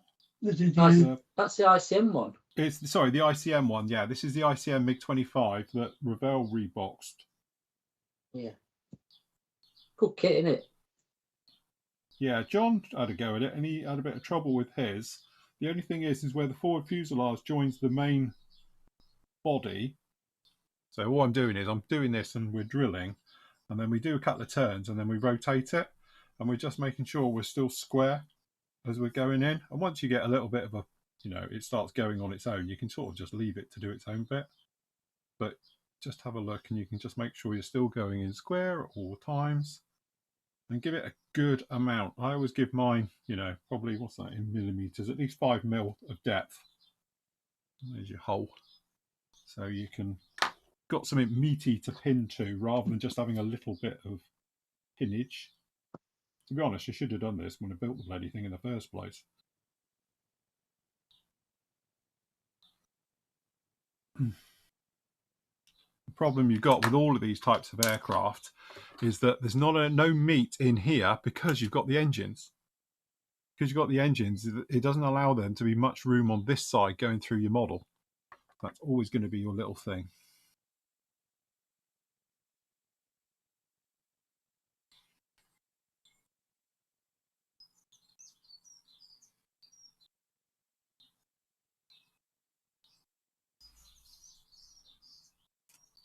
So we've got a little canopy to go back on as well. Anyway, Andy, how's it going with yours? All right, I'm just cleaning some bits up to redo. Same with pylons are ready to paint that I forgot. Just so like, when I've got paint out, I've just been spraying the wheels rubber black and my exhaust rubber black just as a undercoat. It's just little bits and bobs at the moment, as normally happens. The bits that take time. Yes.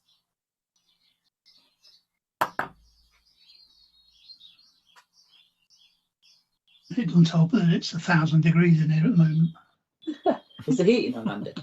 I hope not. Yeah, got the heating set to 32 again.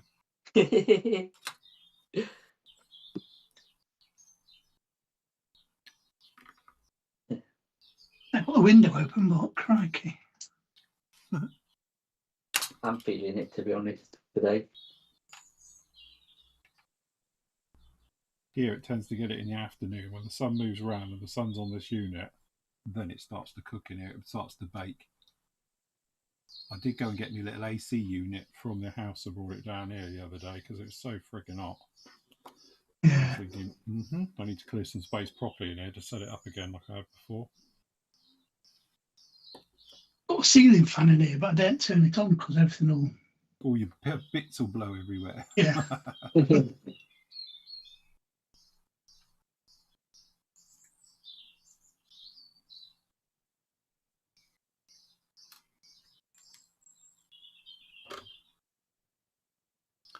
Okay, ultraviolet. Let me give it a go, see what happens.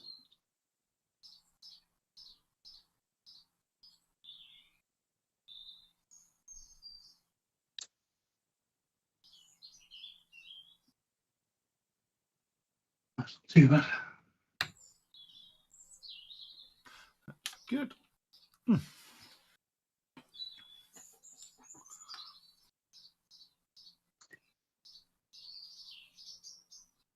Yeah, you can see on this one this was the original pin for the entire tailplane. That was it. It's all you got. So it's not exactly a meaty join to the rest of the fuselage. No wonder it pinged out. But luckily it's pinged out a hole, so I might be able to just super glue that back in. But that's all you got. Okay, we're about 5 mil. I'm not, Chris. I'm using matte coat. I'm matting over my decals. I'm using the old VMS matte stuff. It just goes on glossy. You have to actually just really put it on. If that makes sense. Make it wet, and then it dries like super flat. I do like their clear coats and stuff. So yeah, if you watch on camera, it might do it. I'll wet the old rondels up. Roundels, there you go. Have you thinned it or? No, straight out the thing. Just got to give it a good shake. Shaky shake, and then stick it in the airbrush. Yeah, once that dried off, it'll be super flat. Super flat. Super flat. Super flat.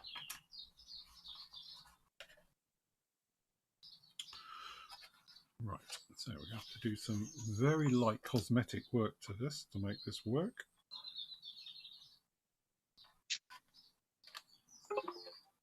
Oh, eBay. eBay. What you won? Nothing. Nothing. What you got up for sale? Do you want to quickly do an advert? So, Yeah. Got one to. So, I'm one. Yeah. Andy can go first. Hey, Say, do you want to do an advert for all the stuff you got on eBay? Nobody uses blooming eBay. Yeah, who? What's eBay?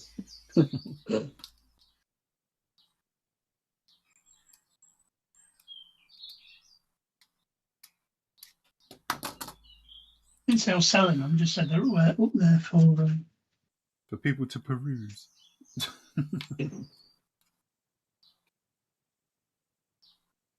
As I was told I got to. Yeah.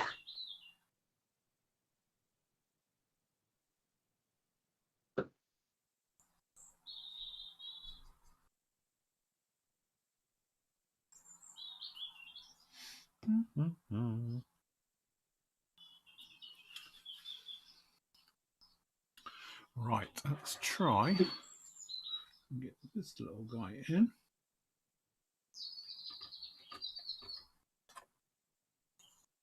See what we'll do. Get all the dryer on it, speed it up a bit.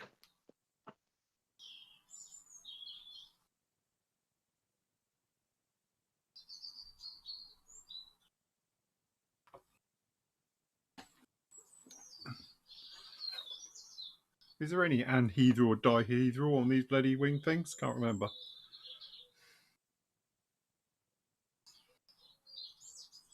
Talk to me then.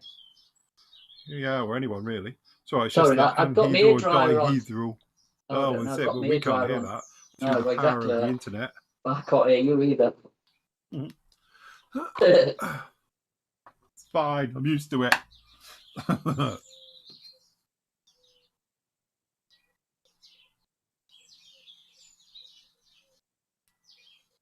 Tell you what, sparrows are the noisiest thing ever.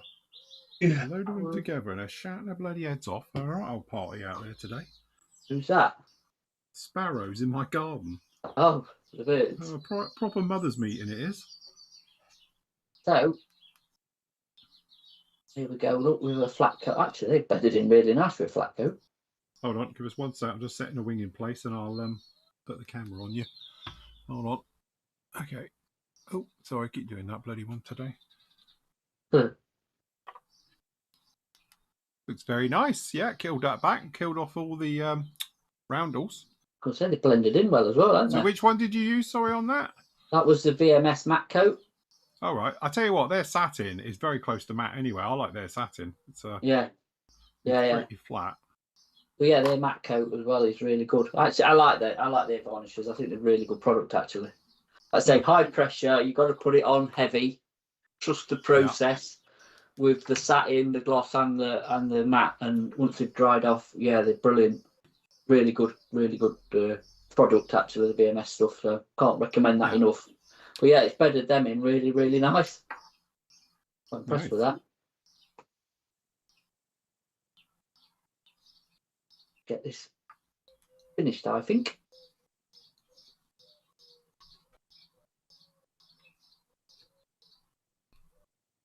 Let that cook off and dry properly. Quickly clean my airbrush in the overflowing cleaning station.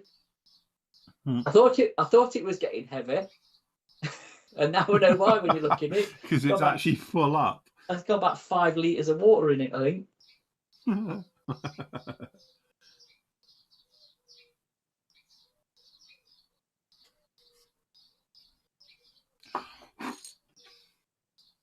I'll tell you what, I thought my model had a load of mouse piss or pee all over it.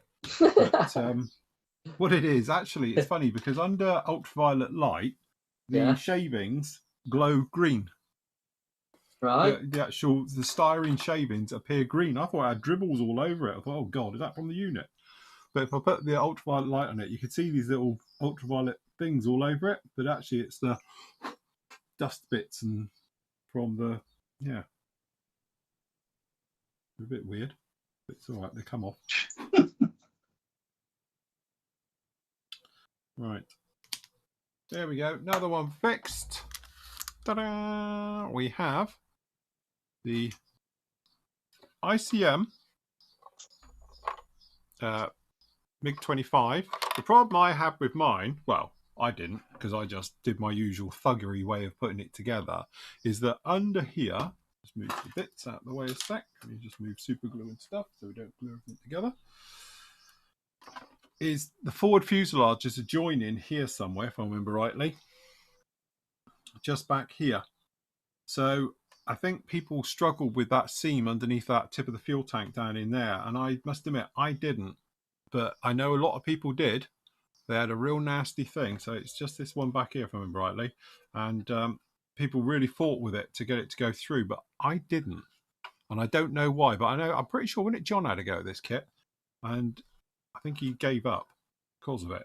But to go true the heart of this thing is, if you can quite see it, but at the top here, if I go to me, you see the chunk out of that intake? That's where it fell over, and it's taken a full chunk out of the leading edge of the intake. And amazingly, it's still in one bit to have a massive chunk. So I have to say, styrene, very good. So, but yeah, this one we used to use as a little bit of a demo. It used to come to the shows with us as well, is because obviously it's just the wash, really, really heavy wash. So it's over a satin finish, gives it a grimy look we wanted. But obviously these lines in the middle here, this is all raised detail. These are raised panel lines, and how you can use the wash as well with raised detail as well as recessed. And that's why this used to come to a lot of the shows with us and stuff like that. But yeah, it's a bit of a beast of a kit. Saying that the things have a 5-degree anhedral. Have they? Whoa. So anhedral is downwards, isn't it? Does that count? So, yeah. Whatever. I've done it like that. So In fact, like when they were built, they probably had nothing, but then people stood on them. Yeah, I have given them a little bit of a downward tilt. You can probably see compared to the main wing. They've got a bit, but I followed, to be honest, the downward tilt on these. I've sort of tried to do roughly the same. So it's good, isn't it? Downward dog. Considering it's a very old kit and it was going to end up going into landfill, I think we'll go with that. We'll take that as a win. So you're definitely not going to do your sock with camel then? Sock with camel, it's already gone to recycling. It went on yesterday. I did. I put it actually in the recycling with all my sprues and that, and they took the lot.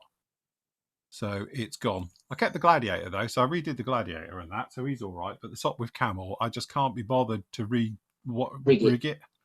Yeah, had all the rigging come off, or was it just? No, the rigging was all still there, but it was all hanging. But again, it had ripped, all the wing spars had ripped off, so it needed painting as well. It wasn't just you could poke them back in the O and glue it and just forget about it like I could with the Gladiator. And because on the Gladiator we'd used turnbuckles properly, there was no real problem. But obviously these had ripped off the super glue where I put down as well, so it was going to be a nightmare. So unfortunately that has now been recycled. So he's gone to the great recycling pile in the sky on that one. So yes. Right, next up, what have we got? Oh, we're running out of time because we're going to have a look around. Perhaps I'll do the other ones. I'll get them out, the other two just to show. But we have got in here,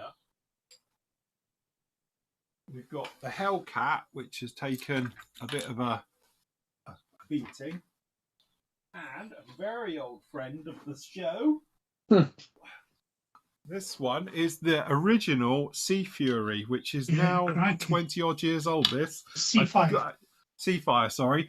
Airfix sent me this kit, and it's the first thing I ever got from them. And the last. And the last. And it was actually in the Airfix magazine. It went in the Airfix magazine. The first kit I followed your build on. And me. I built one. Yeah. I'd build that kit again. I really enjoyed that. Yeah, it was good. I really enjoyed that kit. In fact, I've got another one in my stash, but even though I built one. Even though it's 48th and I don't do 48th anymore, it's still a good kit. Yeah. Right.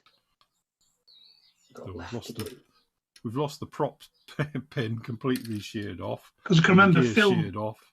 dipping the prop ends in yellow paint, Yes. Yeah. and I tried it and I got like a big gloop of yellow. Yeah, you have to tap it off though. I did it exactly the same on these. Oh, which I've done with them now. Those are exactly the same way as I did it on these as well last week. So I did the same way, dip them in, tap them to the side to knock off the excess, and that's it. You know what? Just talking of yellow tip ends. I think There you go. my 30-year-old Tamiya paint was probably a bit loopy. Yeah. Tamiya markers. I'll just that's not bad. I just colour them in now, and then if I blob it, I just fill it back in with either paint or a marker.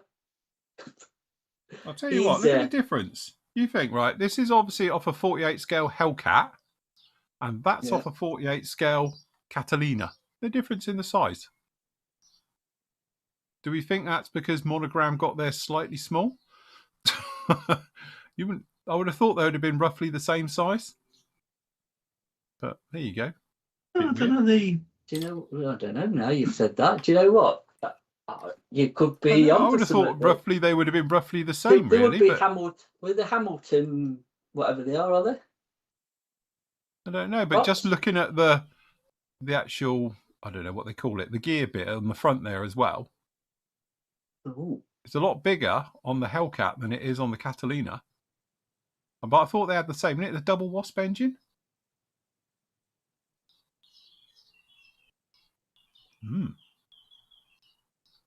Don't know. That's a weird one. Yeah, look, Seafire's actually done really, really well after all of these years. He's actually not looking too bad, and obviously he's just lost his wing connection points, and obviously it's lost its mechanics by the looks of it. But I don't know if it actually had the mechanics.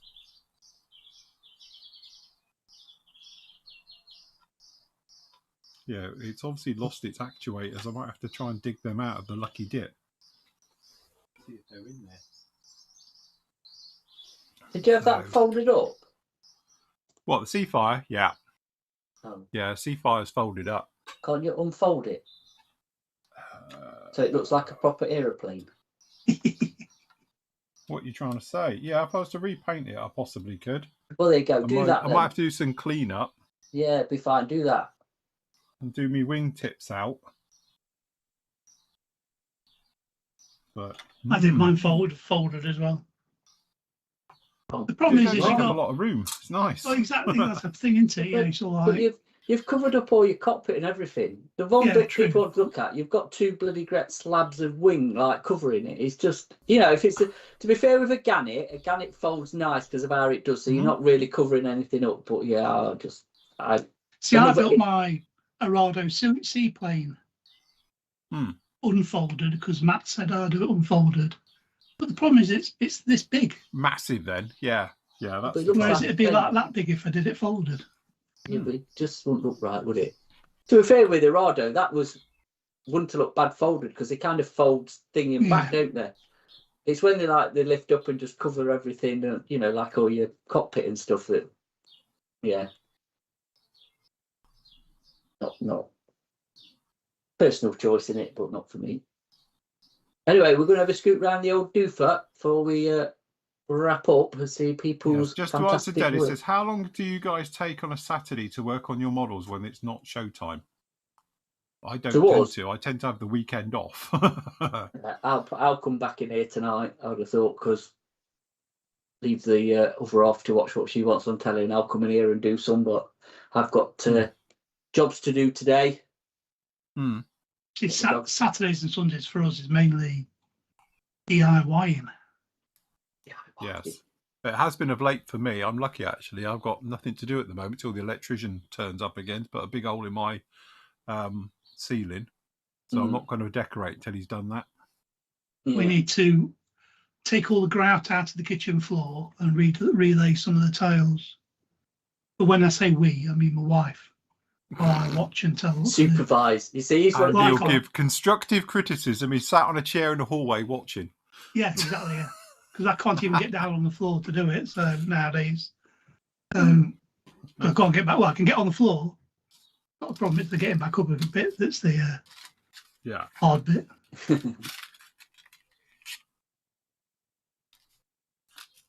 So yeah, all good fun. You see, Tim and Jamie are right, and Christopher and Pop. Sorry, mate, you're so wrong. It's unreal. Take yourself outside, Christopher, and go and have a word with yourself. Folded planes are not good looking. Ruined. So I've done my Hellcat. My Hellcat's not folded. Don't think you had an option on this kit, actually. But, yeah, my Hellcat's not. No. My Tomcat's not. No. Andy does more the YMCA than DIY. Yeah. He's one of them, like what I was talking about earlier, like one person working and 3 watching. Aren't you, Andy? I used to be able to do it all, but I just can't I'm only do it nowadays. And I found it really, really frustrating as well, because I'm trying to tell my wife how to replumb something or rewire the ceiling for spotlights. I can't actually imagine me trying to do that to my wife, because she'd probably just kill me. No, she'd find the heaviest object and throw it at me if I told her what to do. Shell's good at it once. She knows what to do. But... After she's watched half an hour YouTube University. Yeah. Anyway, Phil, quick, get on to the builds. Let's have a look. Yeah, just one thing. Hold on, there's a couple of questions we just need to do. Where's it gone? I just saw a question. Somebody just put up a question. I just saw one. I've just thought I thought I need to read it out. What was it? It's something about AK. Yes, that was it. For general use, what would people recommend for AK putties, red or yellow? White or grey, isn't it? I thought it was white and grey. Where's the red and yellow come from, Alex? You've lost me with that one. It's red or grey, I think, isn't it? Unless there's something I'm missing. Go-to putties are obviously the yellow one, if that's what you mean by yellow. Oh, labels. Sorry, labels. I'm with you. Should have said that. With you. Plasto, good old-fashioned Plasto's great. Yeah, but the thingy aren't they solvent-based, aren't they? And thingy are water-based. The AKs are water-based, aren't they? So they've got one, right? Because I haven't got the grey one anymore. The grey one's, the white one is supposed to be the hard one. Mm. And then the grey one is just the standard, from what I can remember. Mm. But the difference is, I've honestly not much of a clue. And I suppose it depends what you're filling. Yeah. Yeah. I'm not going to be much help with this in a minute, Alex, because I've only got the white one in go, which is, it says on there, look, hard. I know you can't reactivate this. Mine says standard. Yeah, I think the grey one, like we do with Vallejos and the old perfect plastics. Yeah.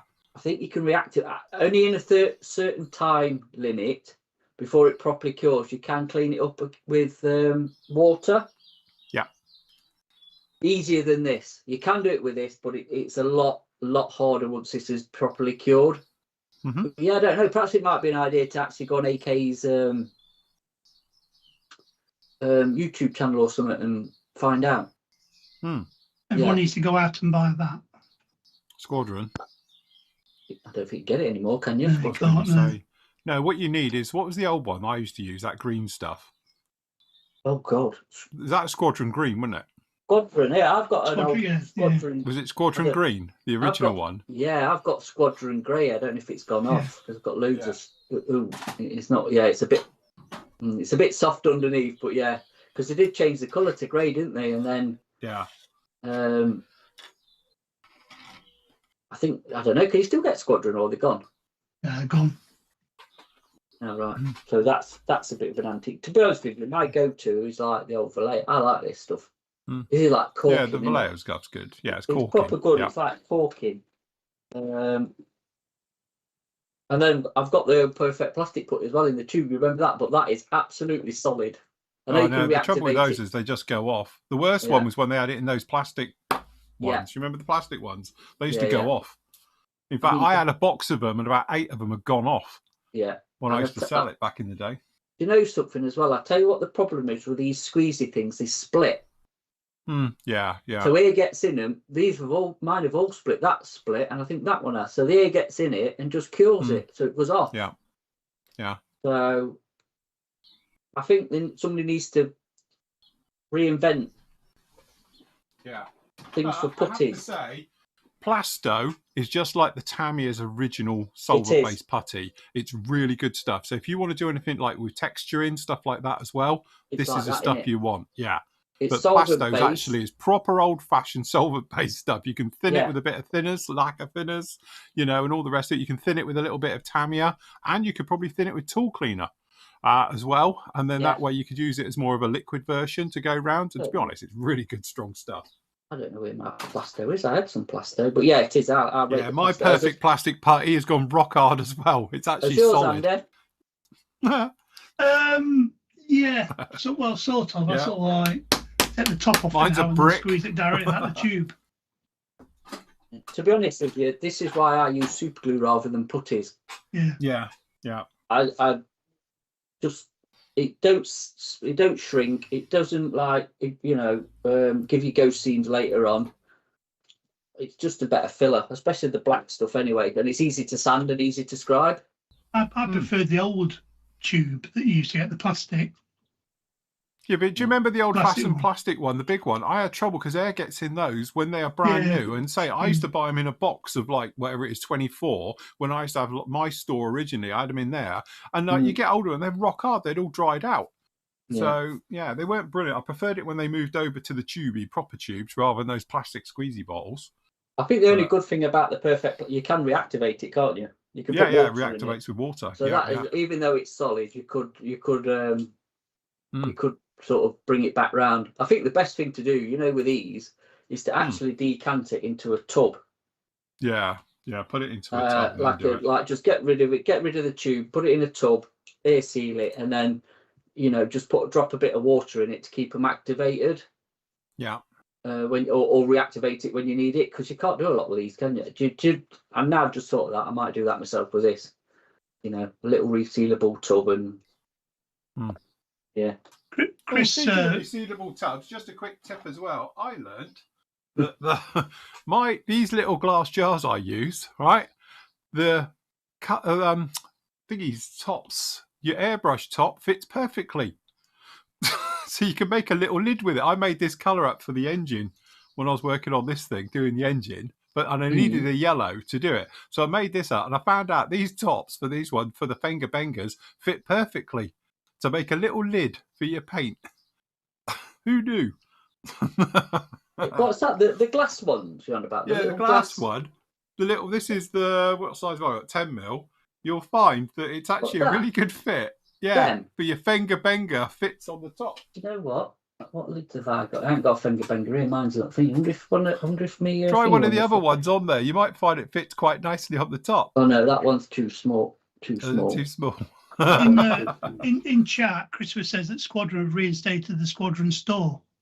But I've just had a look at it. And as he says, they don't do the put anymore. I don't think they do many of the old products. Yeah. I think it's just as a modelling store with the same name. Yeah. Shame.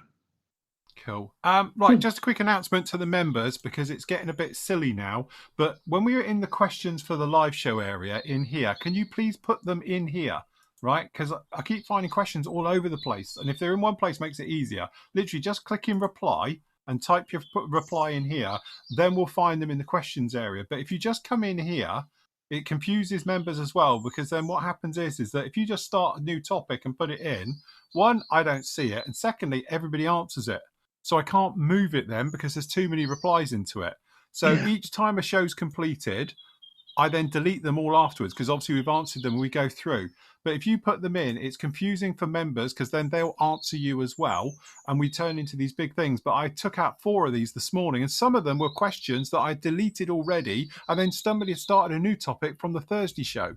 So if we can just keep it all in here, so just pop in here, right? Just go into the show, in here, and then click your reply down in here as your question, and then we'll find them all in one place. But if you keep putting them in, I'm just going to keep deleting them, and then they're going to get missed and all the rest of it. Otherwise, we don't know if we're coming or going, as they say. So yeah, so make sure you put it in the right area, because it just makes things a lot easier. So it's just down here, questions for the live show, right at the top of the forum. All right, just pop it in there, and then we can see it. All right, Clint, simple. Clint, End of announcement. Like Adam's just said, Clint, if you're in the wrong place, delete them. Delete them, Clint. Yeah, Delete you have them. authority now. Yeah, if you've got to put them in the right place, delete them. Yes. That's it. Anyway, Thursday night stuff. Should we have a look?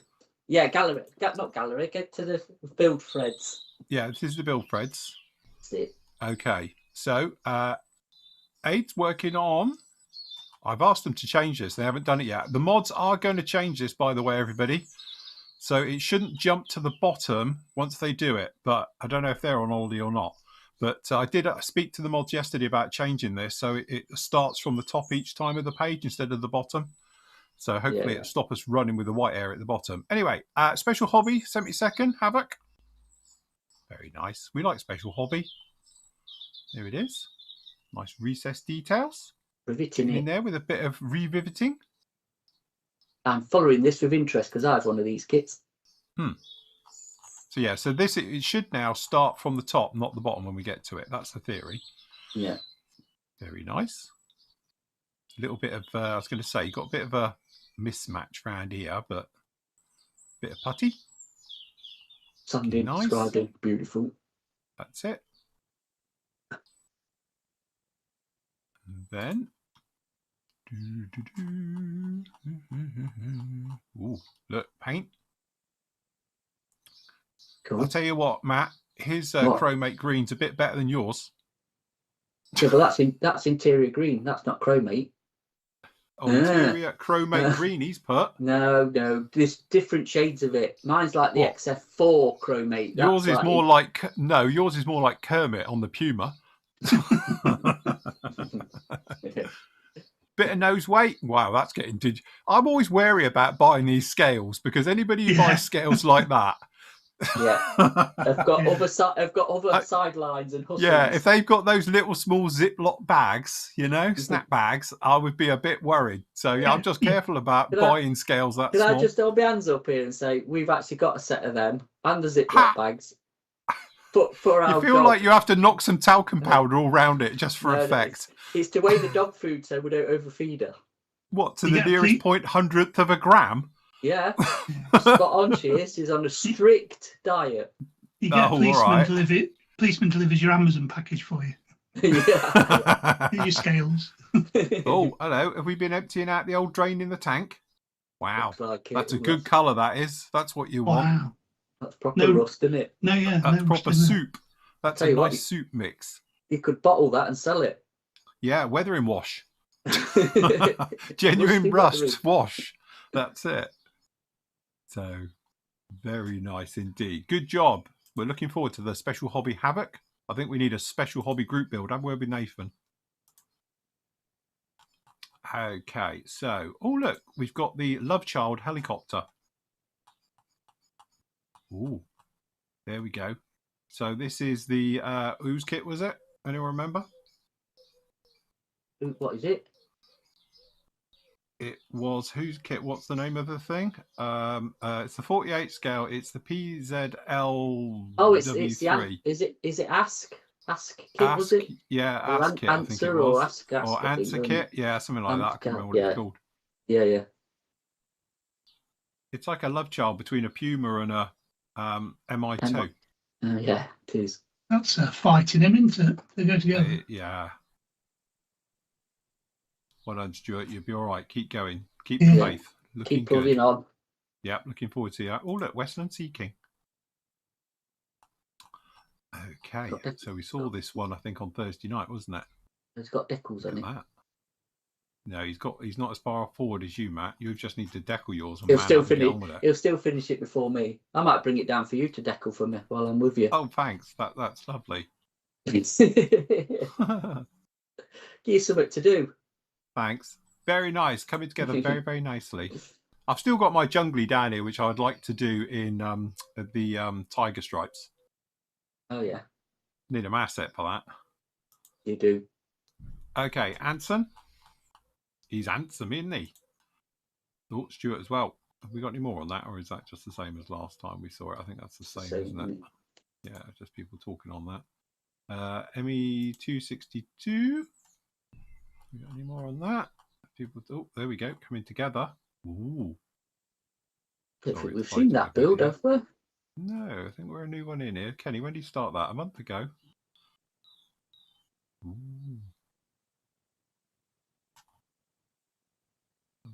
No more though. Get on with it. I built that kit years ago and I didn't enjoy it for some reason. Hmm. You tried to shut it up though, didn't you, when it's supposed to be open? Yeah. Hmm.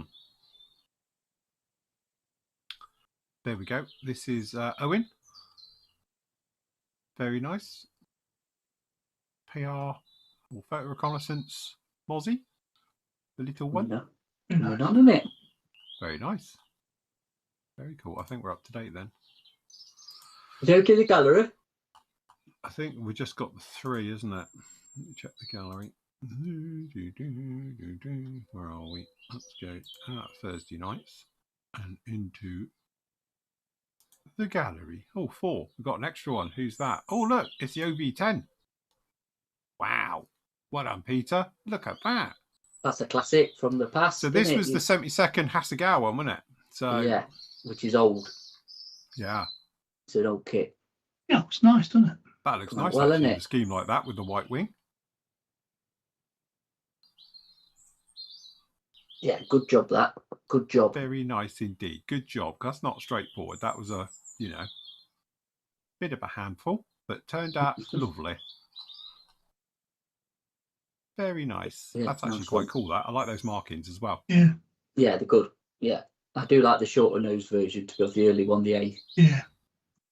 To be fair. Yeah, I must admit, I when I was doing mine, it was one of those things. I quite like it. I thought with the more modern look, with the longer nose, but yeah, you're probably right. I think mine would look better if it didn't have the great ball hanging off the nose for the camera. Yeah, probably, yeah. Bit nicer than being sort of stuck like that, but yeah, very good. Well done, guys. You're doing fantastic. Very, cool. Very good. Very nice indeed. So, always asked a question in chat. Says, can anyone tell me if Airfix colour call out for the wheel bay on the Jaguar is the proper shade? Well, it'll be to their nearest colour, wouldn't it? So, and that is in chromate colour. Do you know what? I think it is, isn't it? Because when I did the Jag, I've done the GR3 48 scale. I'm pretty sure it's like a zinc chromate. I think I used XF4 or something. Yeah, I think you did, yeah. I'll say XF4 or zinc chromate. Normally that colour in it. So just out of interest, it was one of the questions before we go. One of the questions that popped up on the forum, and I answered it this morning when I was setting up the show. Somebody's talking about why we've never seen a 30-second Jaguar or a 30-second Buccaneer. And I was pointing out they did. Trumpeter did them both, but one of their freelancers who was working on it left. And then it became the 48 scale Jaguar from Kitty Hawk, because he went to Kitty Hawk and did the interior and the engines and bits and pieces. But people who have been here a while will remember online was all the CAD work for it in 30-second originally, and it got leaked. I think he left under a bit of a cloud, shall we say, and his little kick in the door was like, stuck it up online. There's various things people saying about he got sacked because he put it online, but I don't think he got sacked. I think he left anyway. But he put it up online before any of that happened. And it looked really, really nice. But Trumpeter was supposed to do it. And they were working on that at the same time they were working on the Intruder, which I know the Intruder was around early 2000s, but they didn't release it for like 5-6 years. It sat. So Trumpeter do have a form of just sitting on stuff for a long, long time, and then it gets released. Only because I know somebody who went to the factory and saw it, literally saw the Intruder done, and said to them, when's it coming out? And they said, we got no plans at the moment. So, and then it turned up 5 or 6 years later, it suddenly turned up, and that's the 30-second Intruder. So, yeah, apparently it's there, but they never, for whatever reason. You got to think, they've just released the 48th Buccaneer, haven't they? So I wonder if that's the original 32nd and they've redone it. Because again, if they've looked at the market and think, well, the 32nd one, we might be not be able to sell any of them. Do you know what I mean? So a 48th one. Look at I know. I don't think it would patch on the old Airfix one, but yeah, again, different market in it. So that might be the case with that. You don't know, do you? Like I say, but again, you've got to think about it from a sales point of view. When you again, it's one of them. From a business point of view, how many would you sell? Who would buy it? The market and stuff like that. So yeah. Be a big lump though, wouldn't it? A Buccaneer in 30 seconds. I'm going to say the Buccaneer. Think about the Buccaneer. If you've ever built one, like we've done the 70 seconds. Me and Matt did them years ago, didn't we? But also we've done the 48 scale. I've done the original one back in the day, the banana one. They are big, chunky aircraft. It's not like they're thin and slinky. They're quite, it's like an older version of an F-35. It's a big, chunky thing. So can't go wrong with a battle penguin. So yes. Yeah. Very nice. John said he went with Mr. Hobby H58, which is pretty much the same colour as XF4, isn't it? Is it like a zinky chromate, yellow chromate, whatever they call it? That used to be a really good interior green, as in a proper interior green, and that's what was the go-to. And then they changed the formula. And like I said, a proper zinc chromate green. Yeah, it's a bit of an odd one. Oh God, do you tell how old that is? Because I haven't got any photos of it. I've got no photos of the Jaguar completed. None. I built that on January 2019. I built that. But I got no photos of it because it's obviously one of those where we changed over to the forum thing, and obviously it didn't take the photos with it. I need to go in and do it. Find the original photos and do it. But anyway, we saw it. It was here last week. Watch last Sunday. I repaired it. So, that's if I've got them correct. I remember you messing around with the undercarriage, figuring out how it went together. Well, this is it. I had the same trouble as you because I think in the instructions it calls for the undercarriage to go in really early. Yeah. Yeah, it does. So you sort of have to think about, am I going to do it and put it in like you did with yours? And then, or do you put it in afterwards and try and make a right mess trying to get it in there once it's all been painted and done? So, yeah. Nice. If that centre bit had fit properly on mine, because I said they got like the gap, so like on the bit that the centre bit joins to, I would have left it off and then done it afterwards. But because I needed to fill that gap in with some plastic card, thought now I'll do it. Too much hard work to do it. It looks perfect there. Anyone checked out the new calendar feature yet? What, the bit that I've been putting up and everyone's been complaining about? I like it because it comes up on me. Stop spamming. I'll get these people. Will you stop spamming me inbox? Well, you guys want to know when we're live and that, so I put it in the calendar now and it pops up and tells everyone. It looks quite cool at the top. I quite like it. There it is up here. It says upcoming events. Obviously, we're doing this one as you speak. Next Modelling Explained show is next week at 7 in 5 days' time. Comes up with them all now. So, but don't forget, if you go in your settings, so pop over to your settings, go to your settings here. It gets to work. Okay, go down to here. And where it says events, uncheck it. So click it off and it'll go grey. All right. And then that way, when it won't send you an email notification every time I update it. So you've got your things down in here for what you want to hear, what you don't want to hear about. All right. And now they've got this new thing now where if you hover, it will tell you exactly what it does. So you can just go in there and do that. So yes. Chris says it's a great idea. I don't know whether he says the calendar's a great idea or turning it off's a great idea.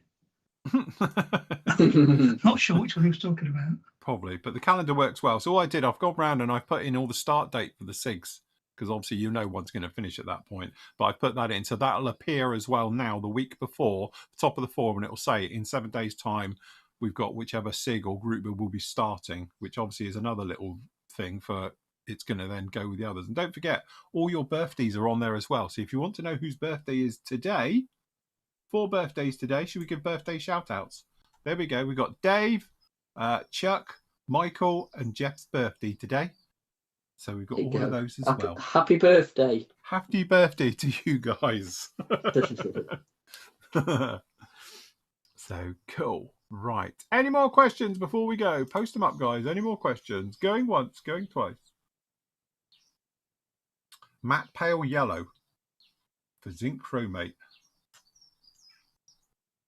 Is that what they call that? Is it? It's a wheel well colour. No one cares. Give it a oil wash and just call it grimy, and it could be anything then. Yeah, call it wax oil.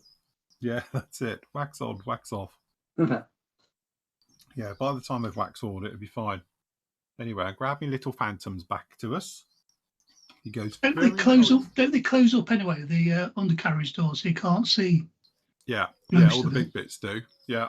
It's only the little bits where the legs stick out, because obviously it was designed for off runway landings or rough field landings, so it stops all the crap flicking up underneath. What paint scheme for the 109? What, me? I'm doing it as in the box art because it's the coolest one. We were discussing that the other night, weren't we? We discussed it the other night, which version to do. And to be honest with you, I'm not a fan of captured ones and things like that. So I've gone with the full thing. But I must admit, if you didn't see it on last night's show, I am very happy with the way the engine turned out. Well, that's a cracking bit of kit, that is. Well done, Airfix. We like it. So make the most of this, because it's going to go very dirty and horrible when it gets weathered and painted in and all the rest of it. So, but yeah, very nice indeed. And as I say, shout out to One Man Army, because yeah, I'm now a complete convert. We love them. So that's good.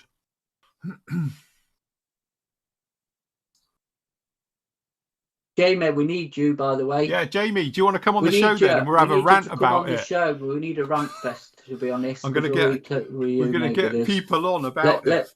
Let's just curb it, because we are actually on YouTube. But yeah, Jamie, we actually will be in touch, because we need you, and a few others who are yes. You know. If you know, you know. If you know, you know. Yeah, that's it. And 100%, because it's getting out of hand. It's bad. It's bad, and it needs addressing, shall we say?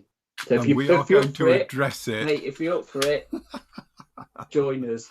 We'll have a little committee. That and AI. I don't know if it's happened to you yet, Jamie, but I've had my photos nicked and then AI'd. That's on a level with YouTubers at the moment. People who steal your photos, put it through an AI program, and then flog it as theirs. That's doing my head in as well, because that's happened to me. So yeah, so watch out. There's a show coming just about all of this. Yeah. So yeah, you need to do it next week while Matt's down, because you always get in trouble when Matt's down. I'm going to sit him here and then I'm going to blame him. There you go. Jamie's up for it. Cool.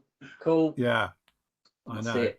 But what really annoys me now is, like, it's going to happen to all of you, I tell you, but I've had it happen to me, and they take a photo of yours, AI it into a different background or something else like that. Then obviously the AI is really crap. And for instance, it happened to me with my Typhoon, my Airfix 24 scale Typhoon, that I did a strip back on it. So it's got some of it showing, and they've stripped everything. But apparently now it's got 4 guns in one wing, and the fuselage is way too short, and it screwed it up. It can't work it out. So, but anyway, everyone's up there saying, "Oh, it's brilliant work. Well done, man. Tie 5, excellent." And it's like, one, it's not even his picture, and also it's been AI'd. But people can't see that because they don't know it that well, and they think, "Oh, there's nothing wrong with it." And it's like, duh. Yeah, that's going to be life, isn't it? Unfortunately, at the minute. But yeah, It's not good. It's not a good look. Right, can we get off that? Cut me front lawn, please. You want to cut your front lawn? Get out there. I've got to wash my car this afternoon. Before it absolutely chucks it down with rain tomorrow, I want to get it done. So yes. A good show though, people. I enjoyed that. Yes, well done everybody. Thank you very much this morning. Cracking show. Well done, Flory family, and all the rest of it. Don't forget, if you want to become a member and help us out and make sure we keep doing this forevermore, then feel free to join or rejoin as well. Don't forget, if you were a member and you have cancelled out, all you got to do is log in and it'll ask you to rejoin again as well, and things like that. Or you can just pop along to the PM store and buy anything, or obviously the Flory Models store and buy anything as well. And hopefully that will keep us all going for everything. Either that, or we're going to be taken over by AI, and there'll be an AI version of me sat here doing it, and then I can just sit in there and count me millions. Yeah. That's it. Count your pennies. I was going to say millions. I mean clove pegs, clearly, because that's what I'm on. So, so good job. Right, I'm going to be back with you on Tuesday. Obviously, Matt is coming down Tuesday evening, probably by the time he gets here. So you'll see me and Matt do something, obviously, on Wednesday. And obviously, he's down for the show as well. We've got lots of things we're going to be doing as a collaboration. But as I say, we've got all different stuff coming next week. But it will be a little bit up in the air because Matt's here. So I have to make sure he's fed and watered. Because if he doesn't get his breakfast, he gets hangry. If I don't get fed, I do get hangry. Hangry with a H. I have to eat. Yeah, that's it. He gets hangry. So I have to make sure he's fed and watered and all the rest of it. Nice stuff. Right, we will leave it right there, people. Happy modelling. Take care. We'll see you soon. If you're having a lovely bank holiday, enjoy your day off as well if you're inside the UK. Cool. So we will see you soon. Say goodbye, gentlemen. We're out of here. Bye. Bye-bye. Bye-bye.